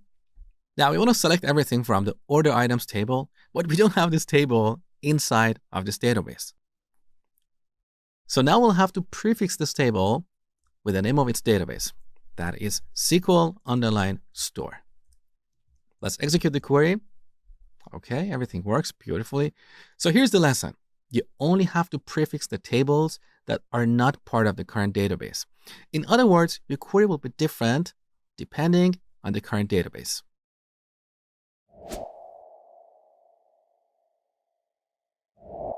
In SQL, we can also join a table with itself. Let me show you an example. Take a look at this database, SQL HR. In this database, we have these two tables, employees and offices. Let's take a look at the data in the employees table. There you go. So here we have these columns, employee ID, first name, last name, their job title, salary, and reports to. This is the ID of the manager for this person or this employee. Now, once again, we don't want to repeat the manager's information here, like their phone number, their address, because this information can change in the future. So we are only using their identifier or their ID to refer to them in this table. Now, where can we find the information about this manager? Well, this manager is actually an employee of the same organization. So look at this example. The manager ID is 37270. Now, if you look on the left side, here's the ID of that manager, which is another employee. Now, who's the manager for this employee? Let's take a look. We don't have any values here, so the value for this cell is null. So this employee doesn't have a manager, and that means they are the CEO. So now let's go ahead and write a query to join this table with itself so we can select the name of each employee and their manager. Back to our query window. First, we need to select the SQL HR database. Next, we select everything from the employees table. We give it an alias like E. Now we need to join this table with itself. So once again, we type out employees, but we need a different alias. What should we call this alias? Well, we want to join this table with itself so we can find the managers, right? So we can use M as in short for managers. Now let's type out our join condition. So from the employees table, we need to join the reports _2 column to the managers table, which is basically the employees table itself. And what column? That is employee _ID. Now let's execute this query and see what we get. So we see all the columns from the employees table repeated. The first set of columns represent information about the employees. And then after that, we have information about the manager. In this case, we have only one manager in this table. But with this technique, we can easily create an organization chart. We can have a hierarchy of managers. Now let's simplify our query and select only the name of the employee and their manager. So back here, since every column in the employees table is repeated twice, we need to prefix each column with a table name. For example, from the employees table, we want to get employee ID as well as the first name. And then from the managers table, we want to select the first name as well. So every column should be prefixed with the table name, or more accurately, the alias, because all these columns exist in two tables, right? Let's go ahead and execute this query. So this is what we get: employee ID, first name, And here's the manager's first name. We can improve this query by giving an alias to this column because it doesn't make sense to have two first name columns. So let's give an alias to the third column, manager. Now let's execute it one more time. And here's the end result. So we have the employee ID, first name, and manager. So joining a table with itself is pretty much the same as joining a table with another table. The only difference is that we have to use different aliases and we have to prefix each column with an alias. This is what we call a self-join. Next, I'm going to show you how to join more than two tables.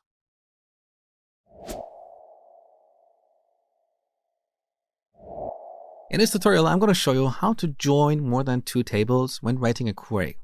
For example, back to our SQL Store database, look at the orders table. Now you know how to write a query to join this table with the customers table to return information about the customer who placed each order. But here we also have another column, status, which is similar to the customer ID column. So the name of the statuses are not stored in this table. They're somewhere else in the order statuses table. Let's have a quick look here. So our orders can be either processed, shipped, or delivered. And these are the identifiers for each of these statuses. Now back to our orders table, in the status column, we store the order status ID. So now we should write a query to join the orders table with two tables, the customers table and order statuses table. The result of this query is going to look like this. So for each order, we see the order ID, the date, the first and last name of the customer, and finally the status of the order. This is a beautiful report we can create for our users. So let me show you how to write this query. Back to our query editor, first we need to select the SQL Store database. Now we need to select everything from the orders table. Let's give it an alias. Next, we need to join this with the customers table. On o.customer ID should be equal to c.customer ID. Nothing new so far, exactly like before. Now here we can write another join keyword to join the orders table with order statuses table. So we type out order statuses, and also we give it an alias like OS. What is our join condition? Well, back in the orders table, here we have this status column. So the value in this column should be equal to the order status ID column in order statuses table, right? So back to the query. So orders table dot status should be equal to order statuses dot order status ID. Make sure to get the name right. Don't have a typo. Otherwise, you're going to get an error. So this is how we can join three tables. Now, in the real world, as you work on more complex problems, you will end up joining even 10 tables. So this is not uncommon in the SQL world. Now let's go ahead and execute this query. First, we get the columns from the orders table, followed by the columns from the customers table, and so on. This result is so complex and hard to extract information from. So let's explicitly select a few columns here. From the orders table, we want to select the order ID column, as well as the order date. Then from the customers table, we want to select the first name and the last name. And finally, from the order statuses table, we want to select the name column. Now we can give this an alias like status. That's better. Let's execute the query one more time. So here's the end result. We have order ID, order date, the name of the customer, followed by the status of the order.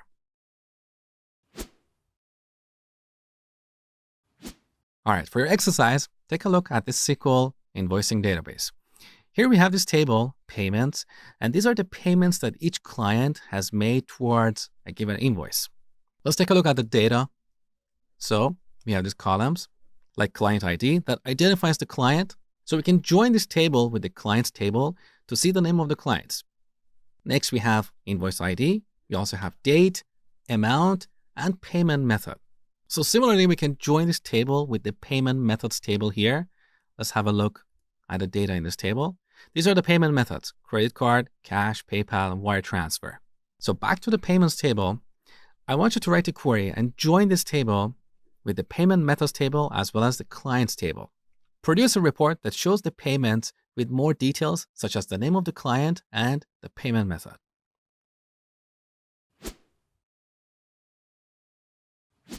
All right, first we need to use the SQL invoicing database. Now we can select everything from the payments table, which we call P. Next, we need to join this with the client table, which we call C, on p.clientID should be equal to c.clientID. Let me double check the column name to make sure I got it right. So back to the payments table, the column is called client ID. We also have a column called payment method that we should join to the payment method ID column of the payment methods table. So back to the query. Once again, we use a join statement here. Join with payment methods. We give it an alias PM on p.payment underline method should be equal to pm.payment method ID. Make sure to type it out correctly, otherwise you're going to get an error. So let's go ahead and execute the query up to this point. There you go. Finally, let's handpick the columns that make the most sense. So from the payments table, let's select a date, followed by invoice ID. What else do we have here? So we have client ID, invoice ID, date, amount, and payment method. I'm going to pick the amount column from here as well. So back to the query, p.amount. Now we need to add information about the client. Let's take a look at this table, clients. So here we have columns like name, address, city, and so on. All we need here is the name column. So back to the query. From the clients table, let's select the name column. And finally, from the payment method table, let's select, what is that column called? It's called name. So back to the query, pm.name. So here's the end result. Now we can put these columns in any order that we want. It doesn't really matter. Let's execute the query and make sure everything works. So on this date, for this invoice, we have a payment for this amount by this client using a credit card.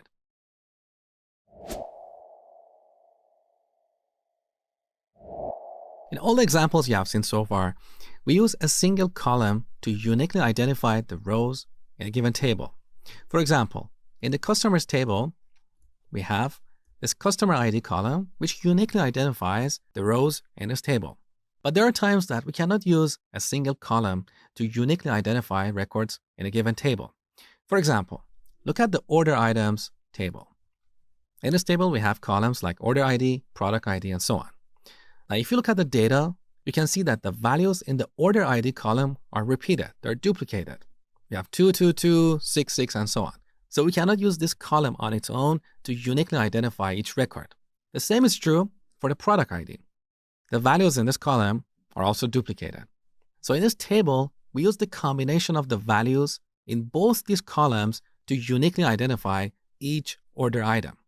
As an example, in this order, we have 3 items for products 1, 4, and 6. And for each product, we have the quantity and unit price. So if we use the combination of the values in both these columns, we can uniquely identify each order item. In other words, we don't have 2 records for order ID 2 and product ID 1. We only have a single record for that item, right? Now let's open this table in the design mode. So over here, click on this middle icon that looks like a tool. Note that this yellow key that represents the primary key exists on both these columns.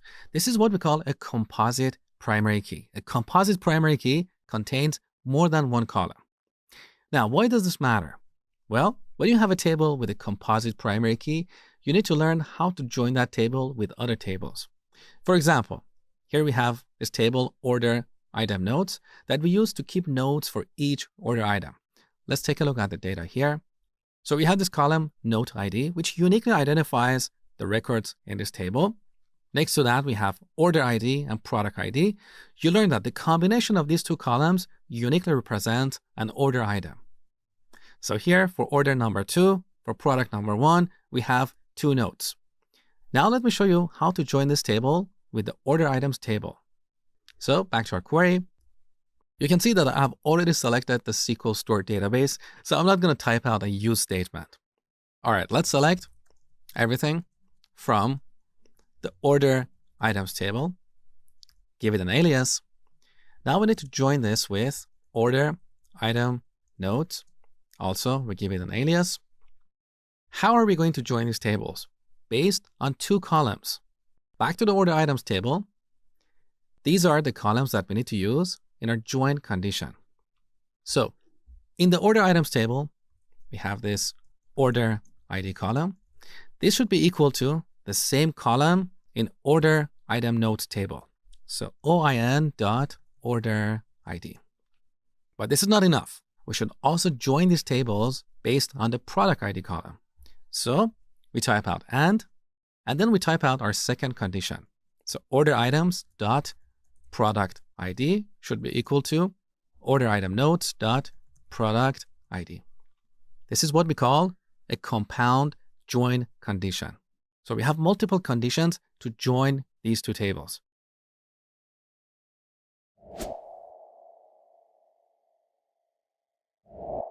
In this tutorial, I'm going to talk about the implicit join syntax in MySQL. So here we have a basic inner join. We're selecting everything from the orders table, joining it with customers table on orders.customer ID equal to customers.customer ID. Pretty basic. There is another way to write this query using implicit join syntax. Let me show you how that works. So we select everything from. Now here we can type out multiple table names. So orders, comma, customers. And we can also give them an alias. So C and O. And then we move this join condition to the where clause. So I'm going to copy this from here, type out a where clause, and paste the condition. These two queries are equivalent. What we have here is called implicit join syntax. Now, even though MySQL supports this syntax, it's something that I suggest you not to use, because if you accidentally forget to type out the where clause, you will get a cross join. Let me show you what I mean. So first, I'm going to delete the first query and execute this. So we get 10 records because we have 10 orders in this database. So far, so good. But what happens if we accidentally forget to type out the where clause? Instead of 10 records, we're going to get probably 100 records, because every record in the order table is now joined with every record in the customers table. This is what we call a cross join. Now, later in this section, I'm going to talk about cross joins in more detail. But what I want to point out in this tutorial is that it's better to use the explicit join syntax. So we use join because this syntax forces you to type out the join condition. If you simply join orders with customers without typing the join condition, you're going to get a syntax error. So to recap, be aware of the implicit join syntax, but write all your joins using the explicit syntax.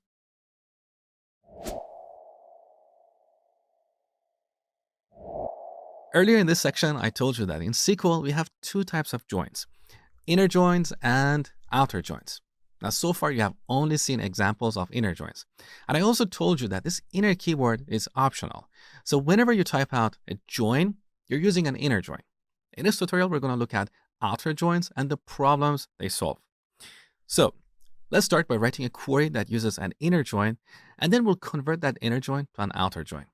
So select everything from the customers table, join it with the orders table on c.customer ID should be equal to o.customer ID. Pretty basic, right? Now for clarity, let's pick a few columns from these two tables. So from the customers table, I want to pick customer ID and first name. And from the orders table, I want to pick order ID. Now finally, let's sort the result so we can clearly see what we get. So order by c.customer ID. Let's execute this query and see what we get. So here's the result. For customer number 2, called Ines or Ines, whatever, we have two orders, order 4 and order 7. Similarly, for customer number 5, we have 2 orders and so on. Now, there is something missing in this result. We only see customers who have an order in our system. These are customers 2, 5, 6, 7, 8, and 10. But if you look at the customers table, you can see that we have other customers like customer number 1, customer number 3, and so on. Now, currently, we don't have any orders for these customers, and that's the reason we don't see them in this result set. But what if you want to see all the customers, whether they have an order or not? That's when we use an outer join. Let me show you how that works. So back to our query. The reason we only saw customers who have an order was because of this join condition. When joining these two tables, we are only returning records that match this condition. So for a given customer, if we do have an order, that record is returned. But as you saw a second ago, some of our customers don't have an order. So for those customers, this condition is not valid. And that is the reason they're not returned in the result set. To solve this problem, we use an outer join. Now in SQL, we have two types of outer joins. We have left joins and right joins. When we use a left join, all the records from the left table, in this case, customers, are returned whether this condition is true or not. So we get all the customers, and if they do have an order, we'll see the order ID as well. Let's execute this query and see what we get. So there you go. Customer number 1 doesn't have an order, and that's why we get null in this cell. Customer number 2 has 2 orders, 4 and 7. Customer number 3 also doesn't have an order, so we have null for order ID. This is the result of a left join. So back to our query, when we use a left join, all the records from the left table are returned whether this condition is true or not. Now, what if we use a right join? In this case, all the records from the orders table are returned whether this condition is true or not. Let's execute this query and see what we get. So we get the same result as before when we use an inner join, because we're selecting all the records from the right table, which is the orders table. So we don't see all the customers, we see all the orders, right? Now, if you want to use a right join and still see all the customers, you need to swap the order of these tables. So we put the orders table first. That's going to be our left table. And then we put the customers on the right side. So now with this query, we'll return all the records from the right table, which is the customers table. When we execute this, we get all the customers, whether they have an order or not. Beautiful. Now, one last thing before we finish this tutorial. I've seen developers use the outer keyword here. So either right outer join or left outer join. But technically, the outer keyword is optional, just like the inner keyword. So you don't have to type it out. So I'm going to remove this to make my code shorter and easier to understand. So to recap, if you use the join keyword, you're doing an inner join.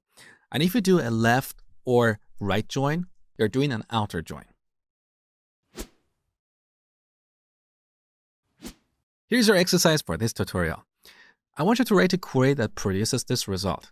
So we have 3 columns here: product ID, name, and quantity that I picked from the order items table. So here we need to join the products table with order items table.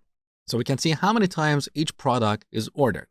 However, if we do an inner join, we'll only see the products that have been ordered. But here I'm doing an outer join. So product number 7 has never been ordered, but it still exists in the result. We see null for the quantity. So go ahead and write an outer join to produce this result.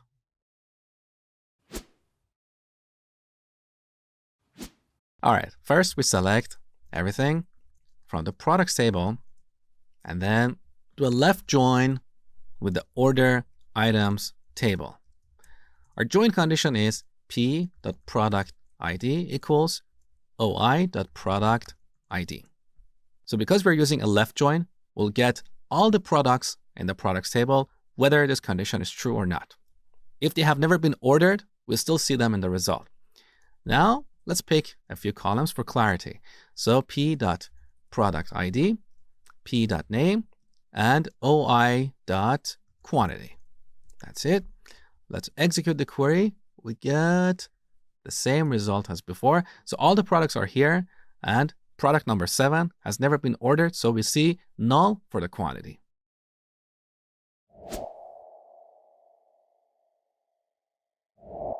Similar to inner joins, we can use outer joins between multiple tables.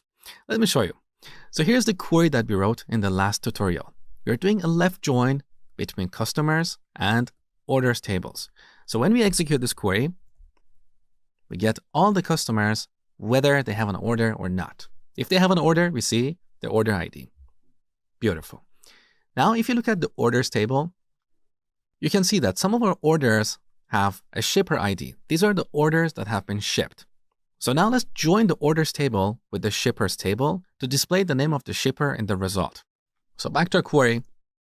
After this left join, let's write another join. Here I'm doing an inner join. So let's inner join the orders table with the shippers table. Join shippers. We call it SH. On what is the join condition? Well, O.shipper ID should be equal to sh.shipper ID. All right. So in this query, we have a left outer join and an inner join. Let's see what we get. All right. We only see 5 records, but we have more orders. So here we have the same problem we had before.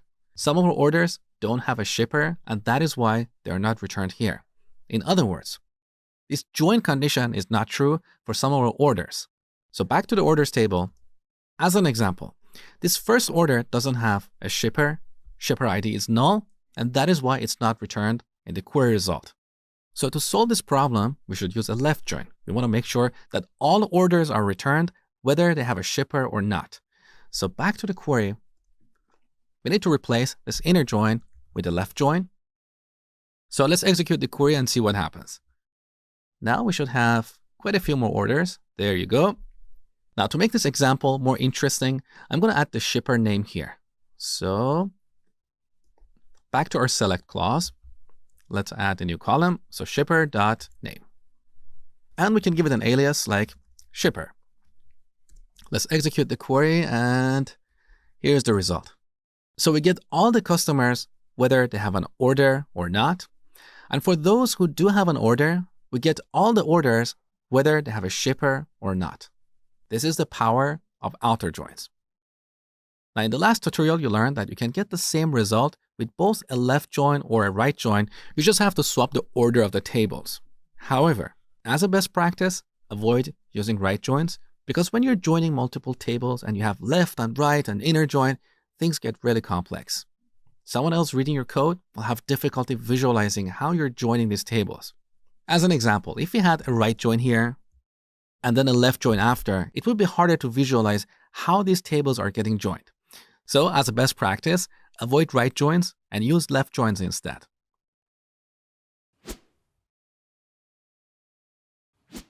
And here's your exercise for this tutorial.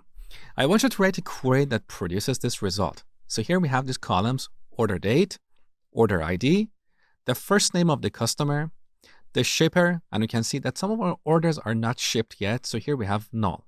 And finally, the status. So go ahead, spend 2 to 3 minutes on this exercise. When you're done, come back, continue watching. All right, let's select everything from the orders table. Now we should join this with customers. On o.customer ID should be equal to c.customer ID. Here I'm using an inner join because every order does have a customer. So this condition is always valid. It doesn't matter if we use a left join or an inner join here, okay? Now, before going any further, let's pick our columns. So from the orders table, I want to pick order ID, followed by order date, and then customer.first name, which we can optionally rename to customer. All right. Next, we need to select the shipper. So we join the result with the shippers table on order.shipper ID equal to shipper.shipper ID.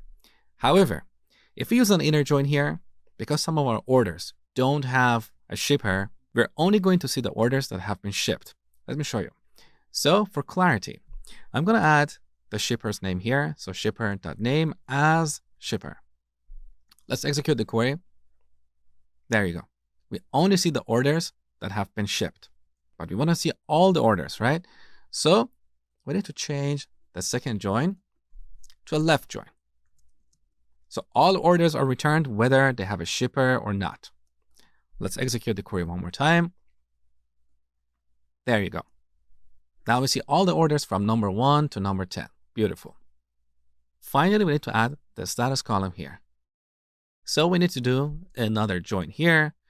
Join with order statuses, which we abbreviate as OS, on o.status equal to os.order status ID. You can see that I have designed this database such that sometimes our column names are exactly identical, but in other cases, they don't match. So in the order table, we call this column status as opposed to order status ID. And this is deliberate because a lot of real databases are like that. All right, now let's add the status name here. So order status.name as status. Execute the query. And we can see all the orders here. For each order, we have the date, the customer, the shipper, and the status.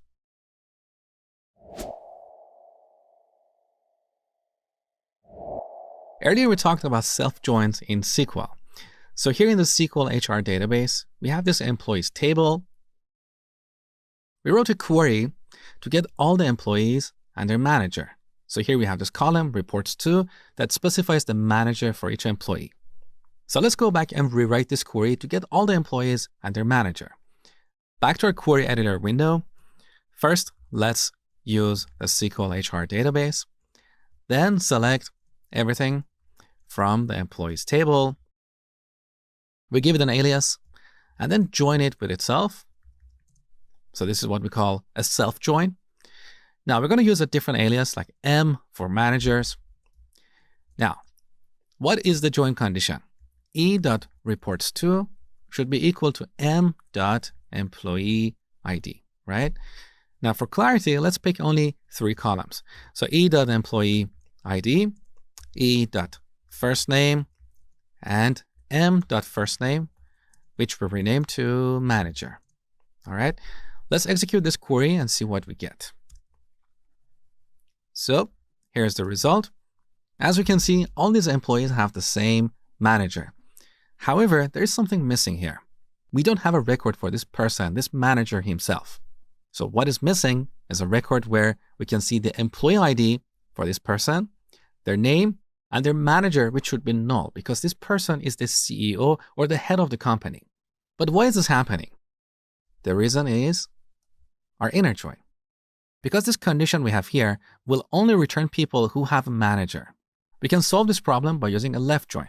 So we do a left join because we want to get every employee in this table, whether they have a manager or not. Okay, now let's execute the query one more time. There you go. Now we have a record for this person, the manager. As you can see, this person does not have a manager. That's why we have null here.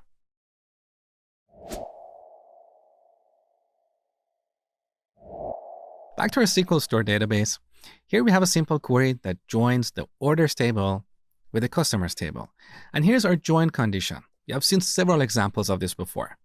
Now, as our queries get more complex, these join conditions get in the way. They make our queries hard to read. But the good news is that in MySQL, we have a powerful feature for simplifying these queries. If the column name is exactly the same across these 2 tables, we can replace the on clause with the using clause, which is simpler and shorter. Let me show you. So I'm going to comment out this line and instead type out using. In parentheses, we type out the column name, that is customer ID. What we have on line 7 is exactly identical to what we have on line 6, but it's shorter and easier to read. So let me delete this line. We can add another join statement here to join the orders with the shippers. So join with shippers using shipper ID. In both these tables, we have a column with the exact same name. All right, now let's execute this query. This is what we get. We have the order ID followed by the first name of the customer. Let's add a new column here. So I'm going to add sh.name. That is the name of the shipper. So shipper. Now, obviously, because some of our orders are not shipped, we need to replace this inner join with a left join. So we can use the using keyword with both inner and outer joins. Let's execute the query one more time. There you go. Now we have the name of the shipper next to each order. Beautiful. However, we cannot use this technique to join the result with the order statuses table. Because in the orders table, we have this column called status, but in order statuses table, this column has a different name. It's order status ID. Let me show you. So order statuses, columns, there you go, order status ID. So the using keyword only works if the column name is exactly the same across different tables. Now, what if we have multiple columns in our join condition? For example, earlier we talked about this order items table. I told you that in this table, we have a composite primary key, which basically means a primary key that consists of multiple columns. So the combination of these two columns uniquely identify each record in this table. Now, if you want to join this table with order item notes table, in our join condition, we should compare both these columns with their corresponding columns in the order item notes table. So let's quickly write that query and then simplify it with the using keyword. So select everything from order items. Now join it with order item notes on. So here we need to compare oi.order ID with oin.order ID and oi.product ID equal to oin.product ID. This join condition is kind of messy. It's hard to read this query. Now we can simplify this query with the using keyword. So we type out using. In parentheses, we add both columns and separate them using a comma. So order ID and product ID. Isn't that better? Now for exercise, back to our SQL invoicing database, write a query to select the payments from the payments table and produce something like this. So in this table, we have the date, the client, the amount, and the payment method. We can see on what date who has paid how much using what payment method.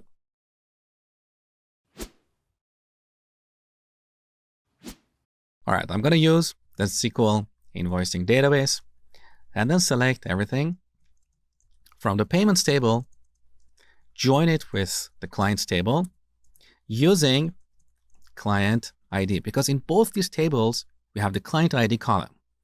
Next, we need to join this with payment methods.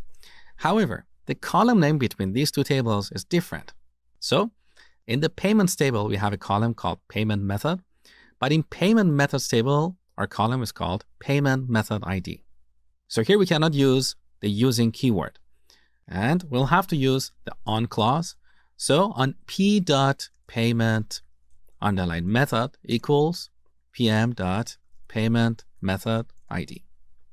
Now let's pick our columns. So payment.date, client.name, and we rename this as client. Next, we pick the amount. And finally, the payment method. So let's rename that to payment underline method and execute the query. There you go. This is what we get. The date, the client, the amount, and the payment method.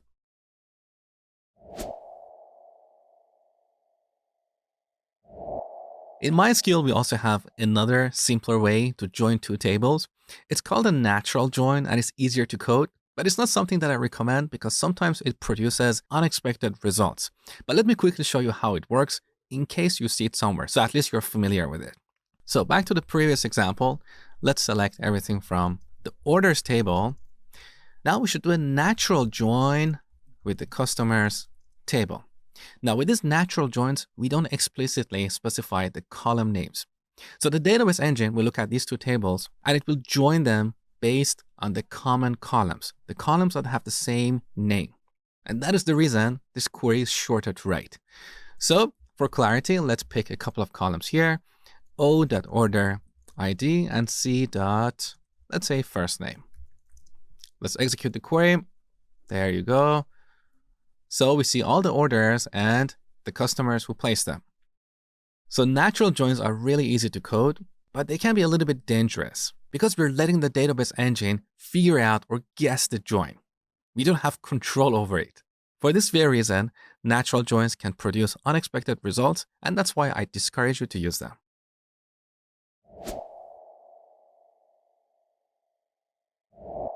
In this tutorial, we're going to look at cross joins in SQL. We use cross joins to combine or join every record from the first table with every record in the second table. Here's an example. Let's select everything from the customers table. Now here we do a cross join with the products table. So every record in the customers table will be combined with every record in the products table. And that is why we don't have a condition here. Okay, so this is what we call a cross join. Now for clarity, let's pick a couple of columns like c.firstName. We rename it as customer, and then product.name, which we rename to product.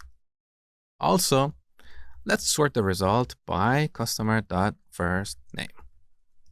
Now let's execute the query. Here's the result of a cross join. So first we have Amber as the customer, and here are all the combinations of Amber with different products. Next we have Barbara or whatever it is, and again we have the combination of this customer with all the products.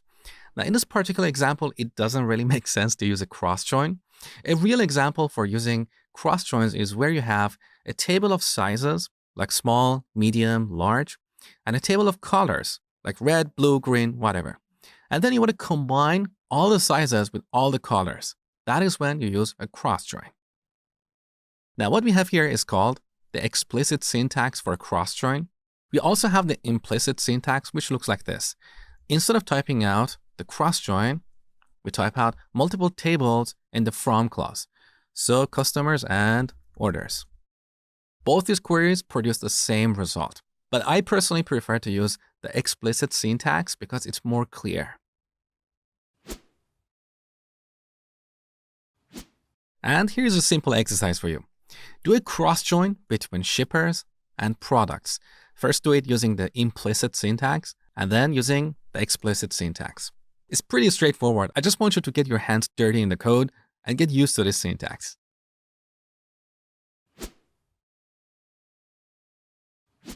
All right, first I'm going to use the implicit syntax and then I'll show you the explicit syntax. So let's start by selecting everything from two tables, shippers and products. Now for clarity, let's pick two columns, shipper.name, which we rename to shipper, and product.name, which we rename to product. And finally, let's order everything by shipper.name. Let's execute the query. This is what we get. So the combination of all shippers and all products. Beautiful. Now let's use the explicit syntax. So we select everything from the base table, in this case, shippers, and then do a cross join with products. That produces exactly the same result.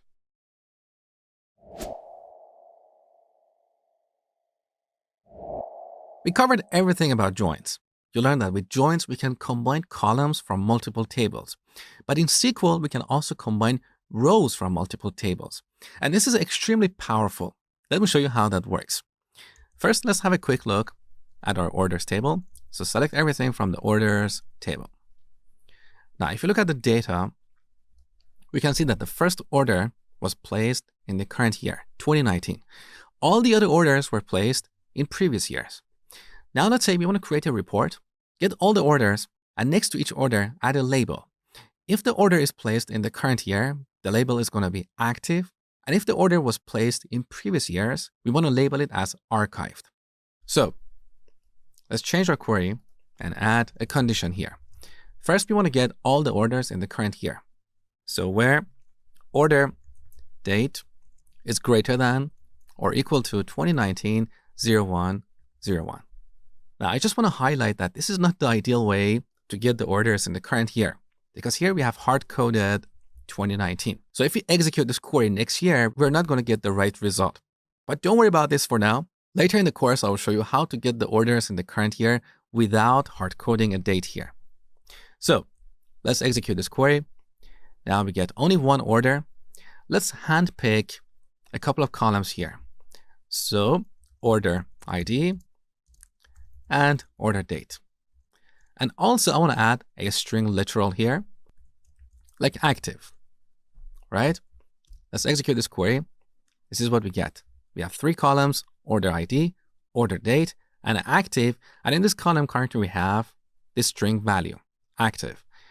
Now let's rename this column to status and execute the query. That is better. Now we want to write another query similar to this that will return the orders in the previous years, but with a different label, archived. So to save time, I'm going to copy these few lines and paste them right after our first select statement. Now note that here we have a syntax error because we didn't terminate the first select statement with a semicolon, but don't worry about it. We're going to get back to this in a second. So for the second query, we want to return a different label, archived, and we want to change our condition to less than 2019. Now, select only these few lines and execute this query either by clicking on this icon here or using the keyboard shortcut that you learned earlier in the course. So there you go. Here are all the orders from the previous years with the label archived. This query returns 9 records. The previous query returned 1 record. Now, using the union operator, we can combine data from these 2 queries. So in between our select statements, we type out union. Now let's execute the query one more time. So here's our first order in the current year that is active. And below that, we have all the orders in the previous years. So using the union operator, we can combine records from multiple queries. Now, in this example, both our queries are against the same table, but we can also have queries against different tables and then combine the result into one result set. Let me show you another example. So I'm going to delete everything here.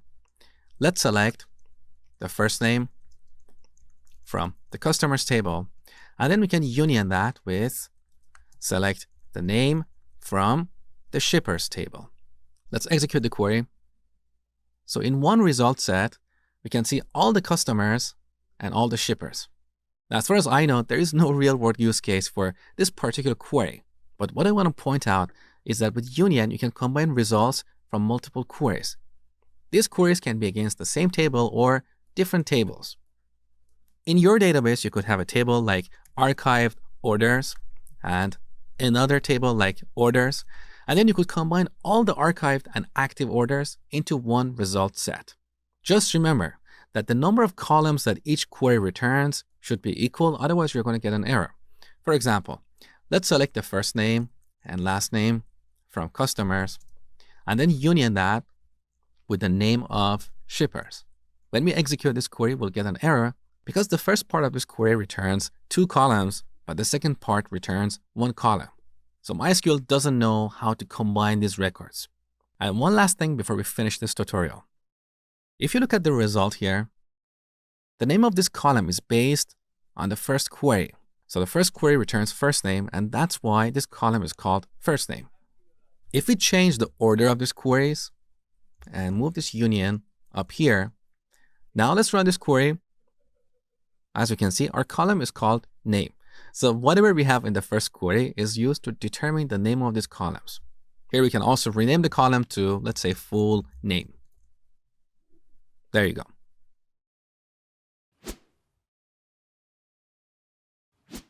All right, here's your exercise for this tutorial. Write a query to produce this report. So here we have 4 columns, customer ID, first name, points, and type. Now, as you know, we don't have this column in the customers table. So we have calculated the values in this column based on the points each customer has. If they have less than 2,000 points, their type is bronze. If they have between 2,000 to 3,000 points, they are silver customers. And if they have more than 3,000 points, they are gold customers. Also note that here we have sorted the result by the first name. So go ahead and spend 2 minutes to write this query.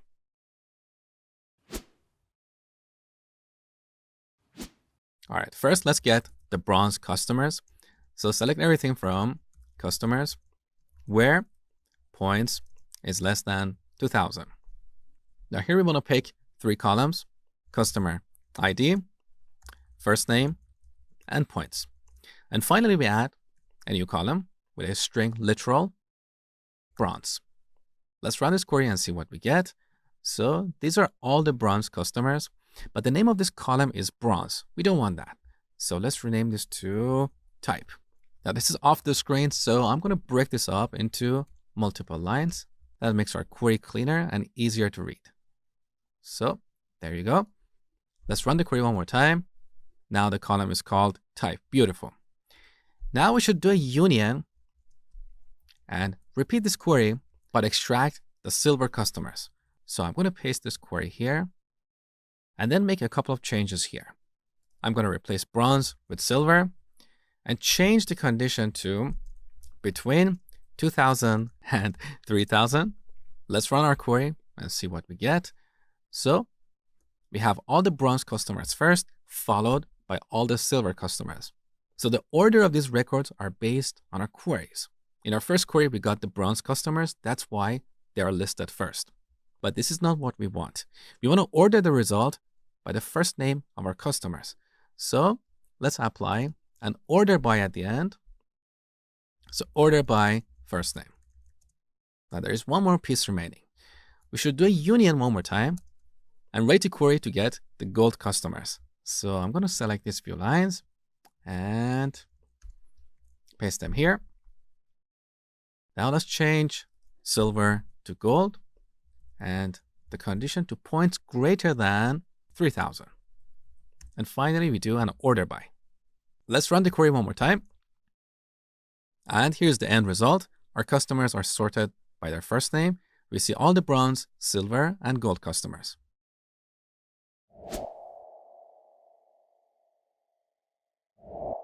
In this section, I'm going to teach you how to insert, update, and delete data. Before we get started, let's have a closer look at our customers table. So click on this middle icon to open this table in the design mode. What you see here might look a little bit intimidating at first, but trust me, this is actually so easy. And in this tutorial, I'm going to explain exactly what we have in these columns. So on the left side, you can see the column name. Next to that, you can see the data type for each column. So our customer ID column can only accept integer values.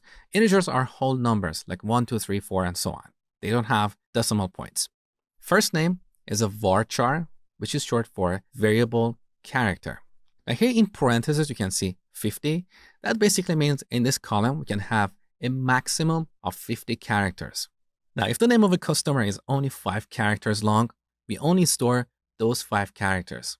So even though the maximum length for this column is 50, we are not going to waste space if the customer's name is less than 50 characters. That is why here we have varchar, which is short for variable. In contrast, we have another data type that is character.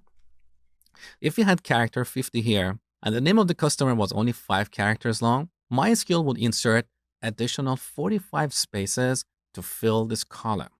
So this is a waste of space. So as a best practice, most of the time we use varchar to store string or textual values. Now here on the right side, we have this column PK, which is short for primary key. So customer ID is marked as the primary key, and that is why we have this yellow key here. So the values in this column uniquely identify each customer. Next to that, we have NN, which is short for not null, and that determines if this column can accept null values or not.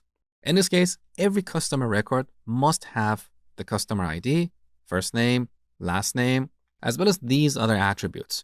But birth date and phone are optional. So in these columns, we can have null values. Now we have another column here, AI, which is short for auto increment. And this is often used with primary key columns. So every time we insert a new record in this table, we let MySQL or our database engine insert a value in this column. So essentially it gets the customer ID for the last row, and it will increment it by 1 at the time we insert a new record. So if you look at the data, you can see that currently we have only 10 customers here. So if you add a new customer here, MySQL will assign 11 to the new customer, okay? And finally, here we have another column that specifies the default value for each column. For example, for our birth date and phone columns, the default values are null. So if we don't supply a value MySQL will use the null values for these columns. Similarly, we have another default value for the points column. So if you don't supply the points for a customer, MySQL will use 0. Now, we have a few other columns here which are not important at this stage. You will learn about them later in the course. So now that you understand the attributes of each column in this table, let's go ahead and insert data into this table.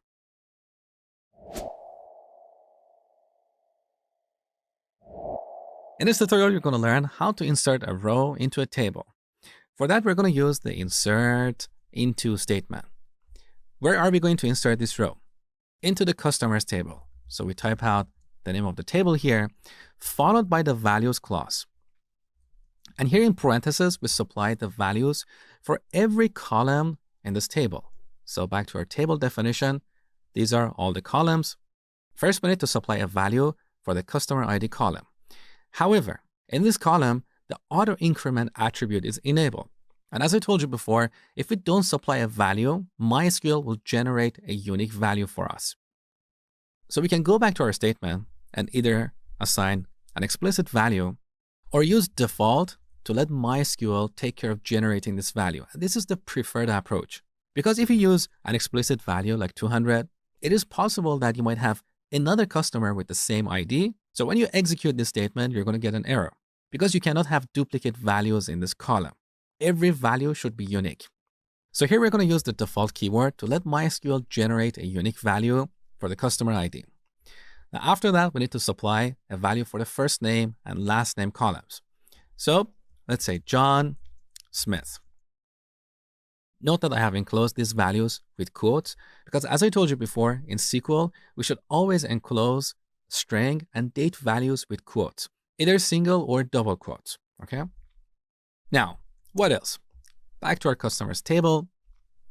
After the last name, we have the birth date. However, as you can see, this column is optional because this checkbox is not checked. So here we can use null or an explicit value. Null means the absence of a value. So back to our statement, we can type out a birth date like 1990, January 1st, or we could use the null keyword to leave out this value. Now in this demo, I'm going to use a valid date. Now to make this code cleaner and more readable, I'm going to break it up into multiple lines. That's better. Now back to our table. Next we have phone, and phone is also optional because this checkbox is not checked, and null is the default value for this column. So here we can explicitly pass null or use the default keyword and let MySQL put null into this column. It's exactly the same. So back to our statement, we can pass null or default. Both these keywords will have the same result. In this case, I'm going to use the null keyword. All right, let's have one more look at our table. Next, we have 4 more columns that are required. So address, city, state, and points. And note that points has the default value of 0. So we can either use an explicit value like 200 or use the default keyword and let MySQL generate 0. So back to our statement. Let's type out an address. It doesn't really matter. Followed by a city and a state, let's say California. And finally, points. Again, we can use an explicit value or default. So this is how we can insert a row into a table. However, in this example, we are only supplying values for first name, last name, birth date, and these address fields. So we're leaving out the phone number, the customer ID, and the points. So there's another way to write this statement. Let me show you. So after the table name, we can optionally supply the list of columns that we want to insert values into. In this case, first name, last name, birth date. Now, once again, I'm going to break up this statement into multiple lines. So 3 more columns, address, city, and state. So these are the 6 columns that we're going to supply values for. With this change, we don't have to use these default or null values. We only supply values for these columns. So I'm going to remove default from here, then null, and finally this last default keyword. So these 6 values that we supplied here are used for these 6 columns. Now with this change, we can also reorder the columns. We don't have to list them in the same order that they are defined in the customers table. For example, we can put the last name first, and then obviously we should also swap the order of these values, so we can list them in any orders. Now let's execute this statement. Now if you look at the output window, down the bottom, you should see the statement followed by 1 rows affected. Unfortunately, I cannot resize this window to show you this message, but if you look down below, you can see that 1 record was affected, which basically means 1 record was inserted into this table. Now let's look at the data in the customers table. So the last row is the one that we inserted. You can see that MySQL automatically generated the value 11. This is the effect of auto increment attribute. So it takes the value of the last row and increments it by 1. So here we have the first name, last name, the birth date. We didn't supply a value for the phone attribute, so that's why we have null here. We also have address, city, state, and the default value of 0 for the points.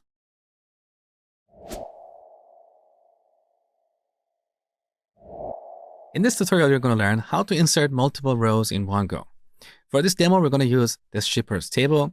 Let's have a quick look at the table definition. So here we have 2 columns, shipper ID and name. Shipper ID is a primary key. It's not nullable, and it's an auto-incremented column. So we're going to let MySQL generate values for this column. Easy. We only need to supply a value for the name column. So back to our query editor window, we type out insert into shippers. In parentheses, we specify the name of the columns we want to insert values into. In this case, name, followed by the values clause. Here we add a pair of parentheses with a value like shipper1. Now to insert multiple rows, all you have to do is to add a comma followed by another pair of parentheses. So shipper2, and one more time, comma, parentheses, shipper3. This is how you can insert multiple rows in one go. Now let's execute this statement. All right. And then inspect the data in the shippers table. There you go. So initially we had only 5 shippers, and here are the 3 new shippers that we inserted. Note that MySQL automatically generated the values for the shipper ID column. So we have 6, 7, and 8.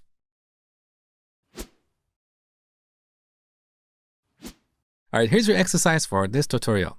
Write a statement to insert 3 rows in the products table. That's pretty easy. You can knock it out in a minute.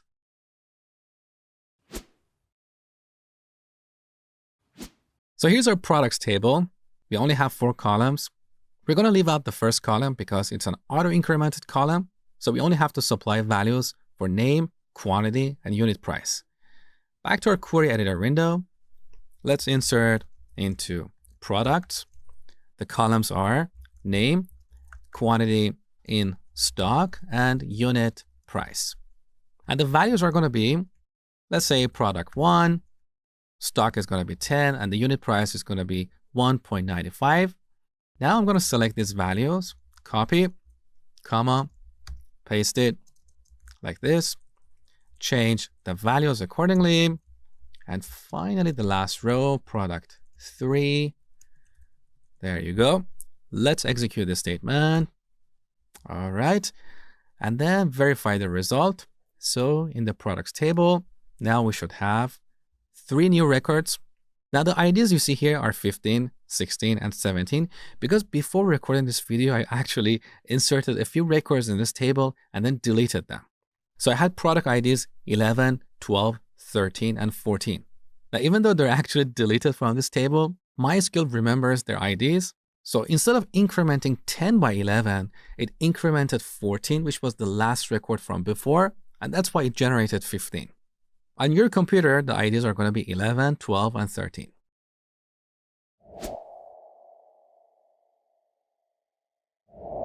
So far, you have only learned how to insert data into a single table.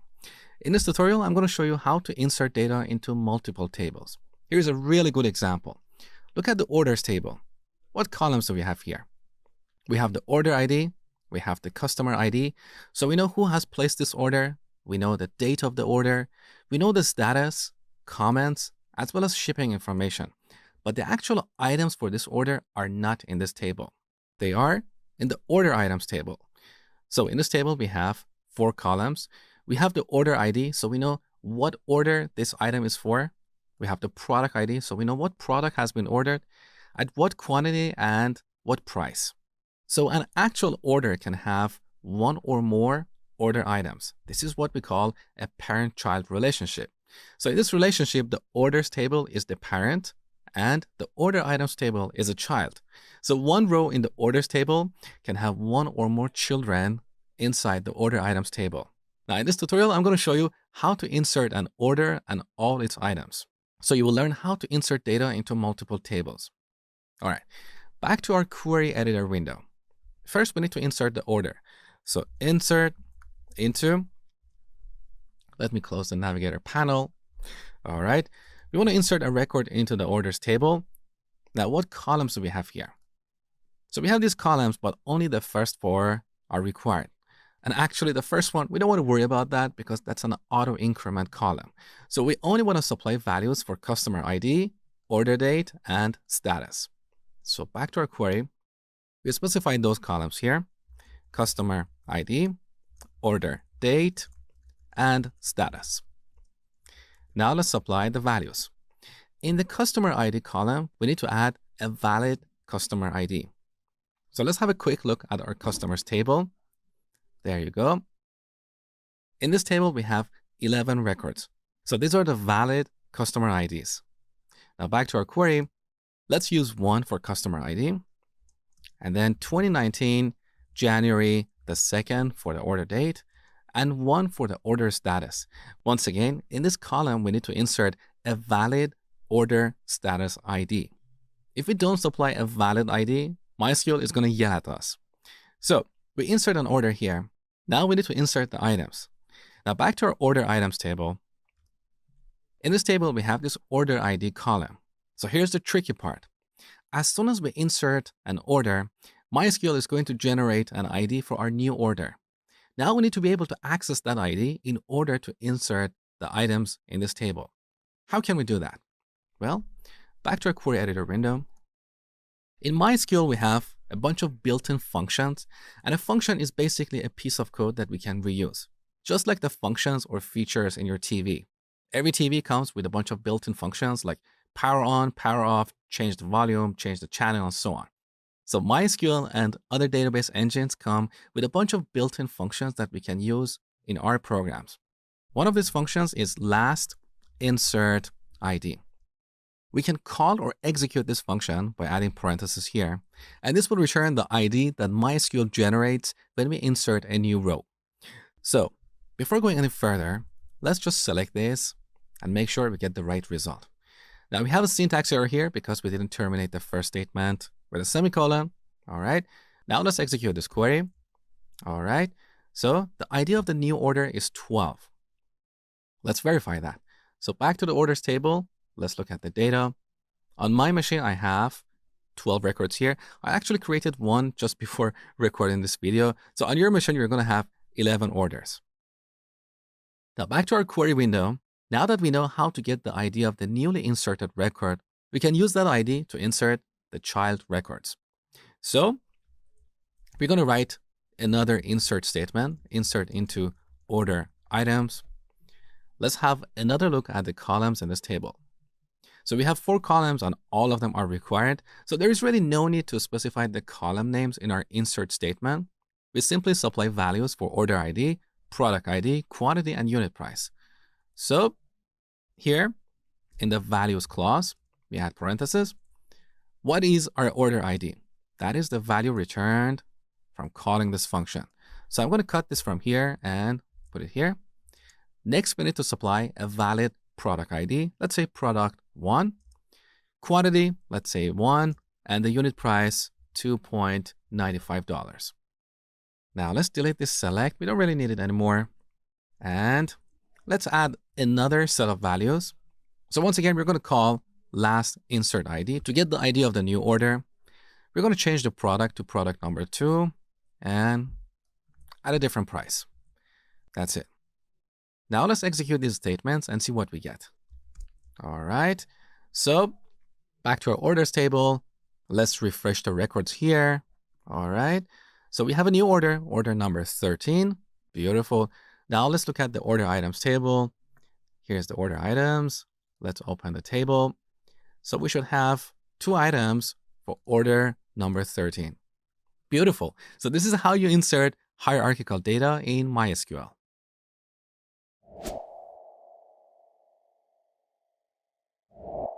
In this tutorial, I'm going to show you how to copy data from one table to another. For example, in our orders table, currently we have about a dozen records.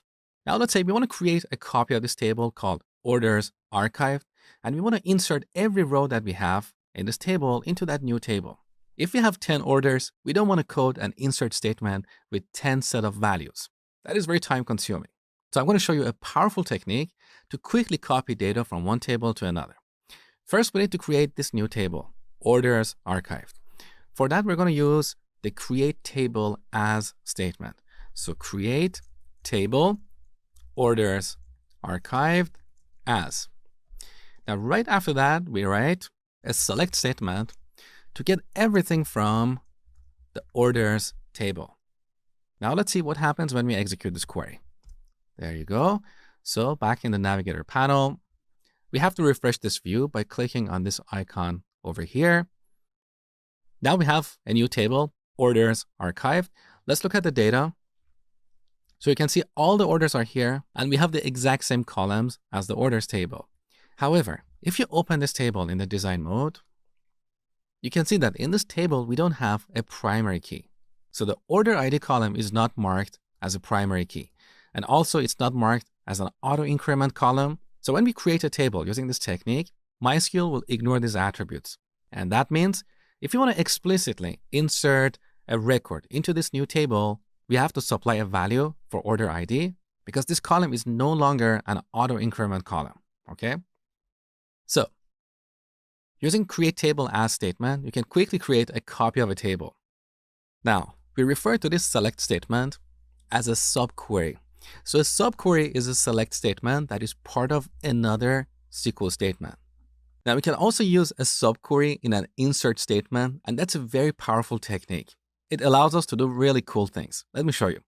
So first, let's right-click the orders archive table and click on truncate table because we want to delete all the data in this table. All right, it's asking for confirmation. Let's truncate the table. So now back to this table. Let's refresh the table. We don't have any records here, okay? Now back to our query editor. Let's say we want to copy only a subset of records from the orders table into this table, like all the orders placed before 2019. So first, let's select everything from the orders table where order date is less than 2019, January 1st. So these are all the orders number 2 to 10. Beautiful. Now we want to copy these orders into the orders archive table. So we can use this select statement as a subquery in an insert statement. We write insert into orders archive. Now we don't need to supply the column names because we're going to supply values for every column that we have in this query. So we did that, and this is an example of using a select statement as a subquery in an insert statement. Let's execute this. All right. Now back to the table. Let's refresh the records.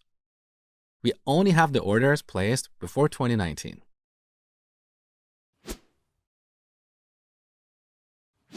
All right, here's a really cool exercise for you. Back to our SQL invoicing database, look at the invoices table. So in this table, we have these columns, invoice ID, number, client ID, which is associated or related to the client ID column in the clients table, followed by a few other columns.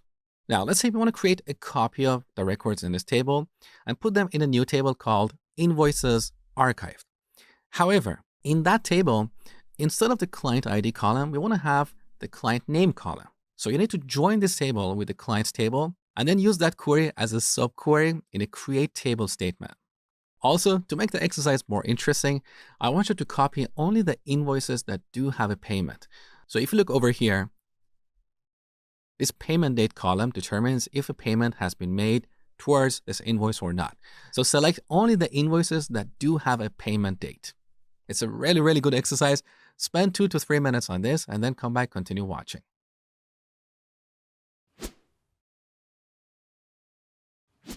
All right, first I'm going to use the SQL invoicing database. Now let's select everything from the invoices table and join it with the clients table. Here I'm going to use the using statement to simplify my join. What column are we going to use for joining? The client ID column. Let's execute this query up to this point. All right. So first we see the client ID column that is used for joining these tables. After that, we have the columns from the invoices table, like invoice ID, number, and so on, followed by the columns from the clients table, like name, address, and so on.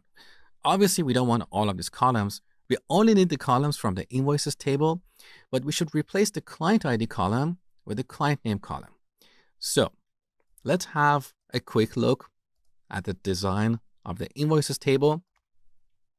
Here we have invoices ID, number, client ID. We want to replace this column with the client name. So back to our query. I'm going to pick invoice ID, number, and then client.name. Let's rename it to client. What other columns do we have here? We have invoice total and payment total. So let's add those as well. Invoice total as well as payment total. We also have 3 columns for dates: invoice date, due date, and payment date. So let me close the navigator panel.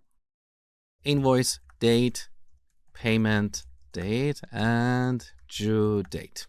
Now, technically, because these columns only exist in the invoices table, we don't have to prefix them with a table alias. So we could simplify the code like this. However, I personally prefer to prefix them because that gives me a more clear picture of how I'm joining these tables. It's just a personal preference. Another developer might disagree, and that's perfectly fine. So whatever you prefer, that's perfectly fine. Let's execute the query and make sure we get the right result. So we have the invoice ID, number, client, beautiful, followed by these other columns. Now we want to filter the result and return only the invoices that do have a payment. So we can either return records that have a payment date or the records that have a payment total of greater than 0. Those are perfectly fine. So back to our query. Down the bottom, let's add a where clause where payment date is not null. That's better. Let's execute the query one more time. Now we get only this handful of invoices. Beautiful. Finally, let's use our query as a subquery in a create table as statement. So right before select, we type create table, invoices archived as, there you go. Let's execute the query. Beautiful. Now back to the navigator panel. Let's refresh the view. So here's our new table, invoices archived. Let's look at the data. There you go. We only have the invoices paid, and here's the name of the client for each invoice. Beautiful. Now just note that if you execute this query one more time, you're going to get an error because we already have a table called invoices archived. Later in the course, I'll show you how to drop tables. That's pretty easy.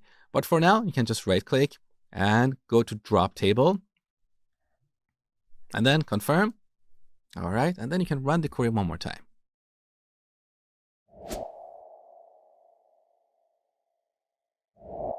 In this tutorial, I'm going to show you how to update data in SQL. So back to our invoices table. Look at the first record here. The payment total for this record is 0, and obviously there is no payment date. Now let's imagine that there was a problem in the system that recorded this information. Let's say the client paid $10 for this invoice. So we should update this record in this table. That is very easy. Back to our query editor window, we use the update statement to update one or more records in a table. What table? In this case, invoices. Next, we add the set clause, and this is where we specify the new value for one or more columns. In this case, we want to update payment total. Let's set it to $10. We should also update payment date. So we use a comma to add more columns. We set this to a date value, let's say 2019, March 1st. And then we type out a condition. With this condition, we identified the record or the records that need to be updated. In this case, we want to update the invoice number 1. So back to our query, we type out invoice ID equal to 1. Let's execute this. Beautiful. Now back to our table. Let's refresh the data by clicking on this icon. All right, you can see payment total is updated to 10, and we also have a payment date. Beautiful. Now let's say we actually updated the wrong record. Maybe we should have updated invoice number 3. So we should update this table one more time and restore the original values in these columns. Back to our query, we can set the payment total to 0 and the payment date to null. So we can use the null keyword to insert the null value in a column that accepts null values. Now back to the navigator panel, let's open this table in the design mode. You can see that the payment total column has a default value of 0 and the payment date column has the default value of null. So back in our query, we can also set payment total to default, and MySQL will use the default value for this column, which is in this case 0. So let's execute this statement one more time. Beautiful. Now back to the table, let's refresh the data. So payment total is set to 0 and payment date is null. Beautiful. Now let's go ahead and update the third payment. Look at the invoice total. That is $147. For this example, let's imagine that the client made 50% of the total amount on the due date. So back to our query editor window, instead of using a literal value here like $70, we can write an expression. We want to calculate 50% of invoice total. So invoice total times 0.5. Now let me break this code into multiple lines so we can see clearly. Now we should set the payment date. As I told you, this client made the payment on the due date. So we can set this to due date. Whatever value we have in this column will be used to set the payment date. And obviously we need to update the invoice ID, number 3. Now back in the table, let's refresh the data. All right, look, payment total is updated and it's set to almost 50% of the invoice total. However, this number is truncated, so we don't have the digits after the decimal point. Don't worry about it for now. We'll come back to this when we talk about data types later in the course. Also, you can see that payment date is set to the same value we have in the due date column.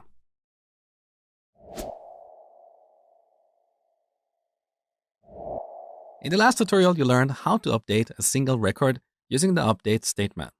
Now, if you want to update multiple records, the syntax is exactly the same, but the condition that you type out here has to be more general.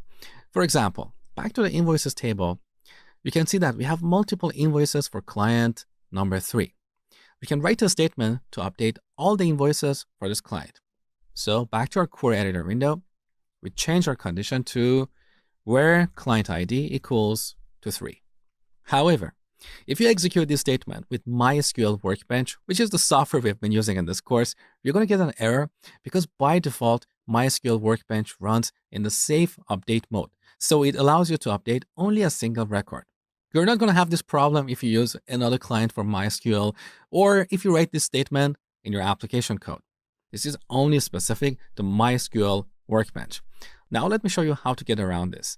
So on the top, we go to MySQL Workbench menu and then Preferences. On this dialog box, on the left side, click on SQL Editor. And then down the bottom, untick this checkbox, Save Updates. So this prevents you from accidentally updating or deleting a bunch of records in a table. So let's go ahead with this. Now we need to reconnect to this instance of MySQL. So let's copy all the code here and close this local instance window. All right. Now on the home page, double click this connection to reconnect. There you go. And then paste all that SQL code. Now let's execute this. Beautiful. all the invoices for client number 3 were updated. Here we can also use the in operator. Let's say we want to update all the invoices for clients number 3 and number 4. So all the operators you learned to use in the where clause also apply here. Now, technically, this where clause is optional. So if you want to update all the records in a table, you simply leave it out. All right, here's your exercise for this tutorial. Back to our SQL Store database, write a SQL statement to give any customers born before 1990 50 extra points.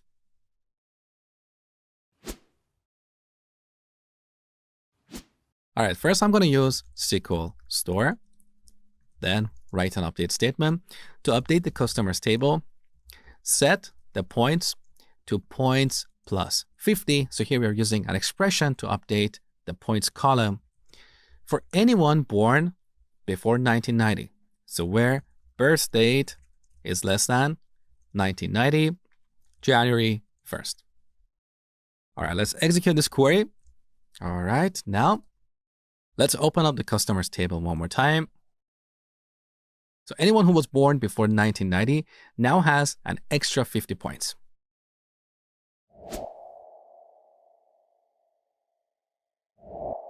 In this tutorial, you're going to learn how to use subqueries in an update statement. That's extremely powerful. So we're going to continue with the example from the last tutorial, but we're going to make it more interesting. Here we're updating all the invoices for client number 3. But what if we don't have the ID of a client? We only have the name. For example, imagine you have an application, and in that application, the user types in the name of the client. So first, we should find the ID for that client, and then use that ID to update all their invoices. How do we do that? Well, let's have a quick look at our clients table. So here we have this client, MyWorks. Let's say we have the name. We want to find the ID. So back to our query editor window. After this update statement, I'm going to write a select statement to select the client ID column from the clients table where name equals MyWorks.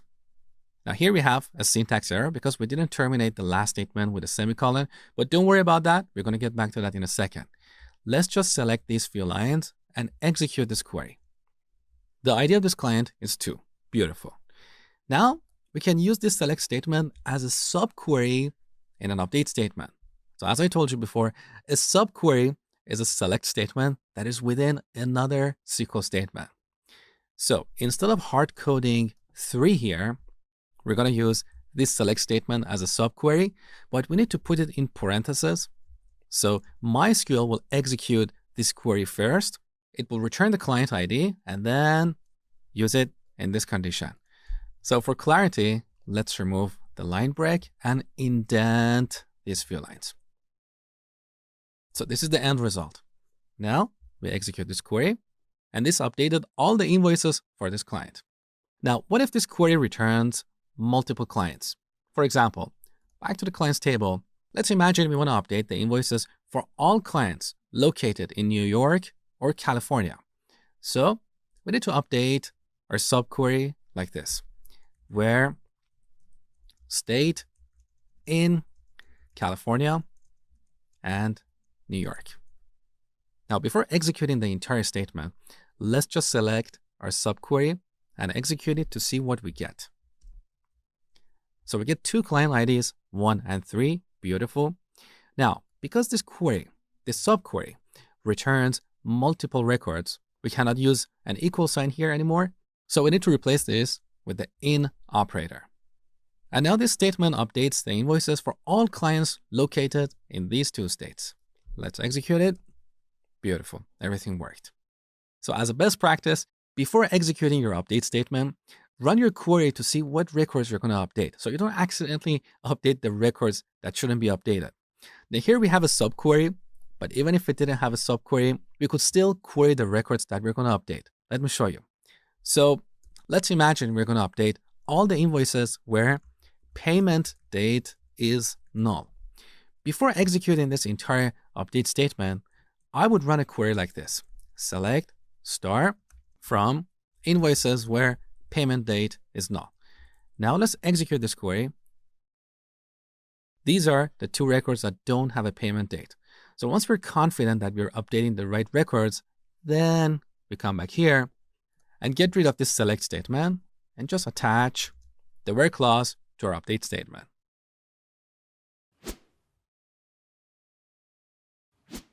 All right, here's your exercise for this tutorial. Back to our SQL Store database, look at the orders table. As you can see, some of our orders don't have a comment.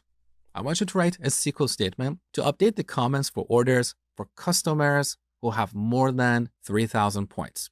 So customers who have more than 3,000 points, we regard them as gold customers.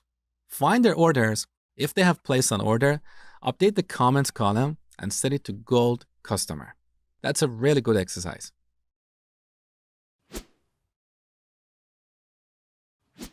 All right, first we need to find the gold customers. So select everything from the customers table where points is greater than 3,000.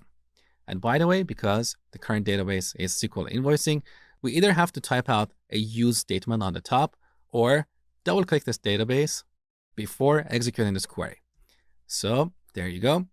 We have 3 gold customers. Now we need to get the ID of these customers to use them in an update statement.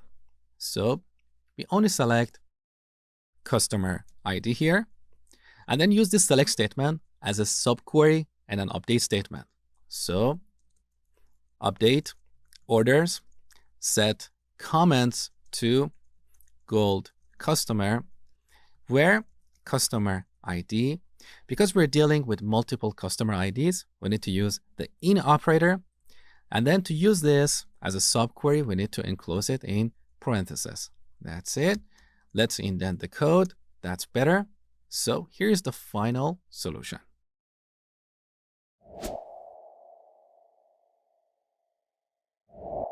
So you have learned how to insert and update data. In this lecture, we're going to finish this section by learning how to delete data. That is very easy. We use the delete from statement to delete records from a table. Let's say the invoices table. Now, optionally, we can add a search condition to identify the records we want to delete. If you don't write this where clause, with this statement, we'll delete all the records in this table. And obviously, that's very dangerous. So be very careful when executing this statement. Now here, let's say we want to delete the invoice with the ID 1. So where invoice ID equals to 1. Now here we can also use subqueries. Let's say we want to delete all the invoices for the client called MyWorks. First, let's find this client. So select everything from the clients table where name equals to MyWorks. Let's execute the second query. So here's our client. Now we can get this client ID and use it in our search condition. So where client ID equals to, this is where we add our subquery. There you go. Just like before. Beautiful. So this is how we can delete data in SQL.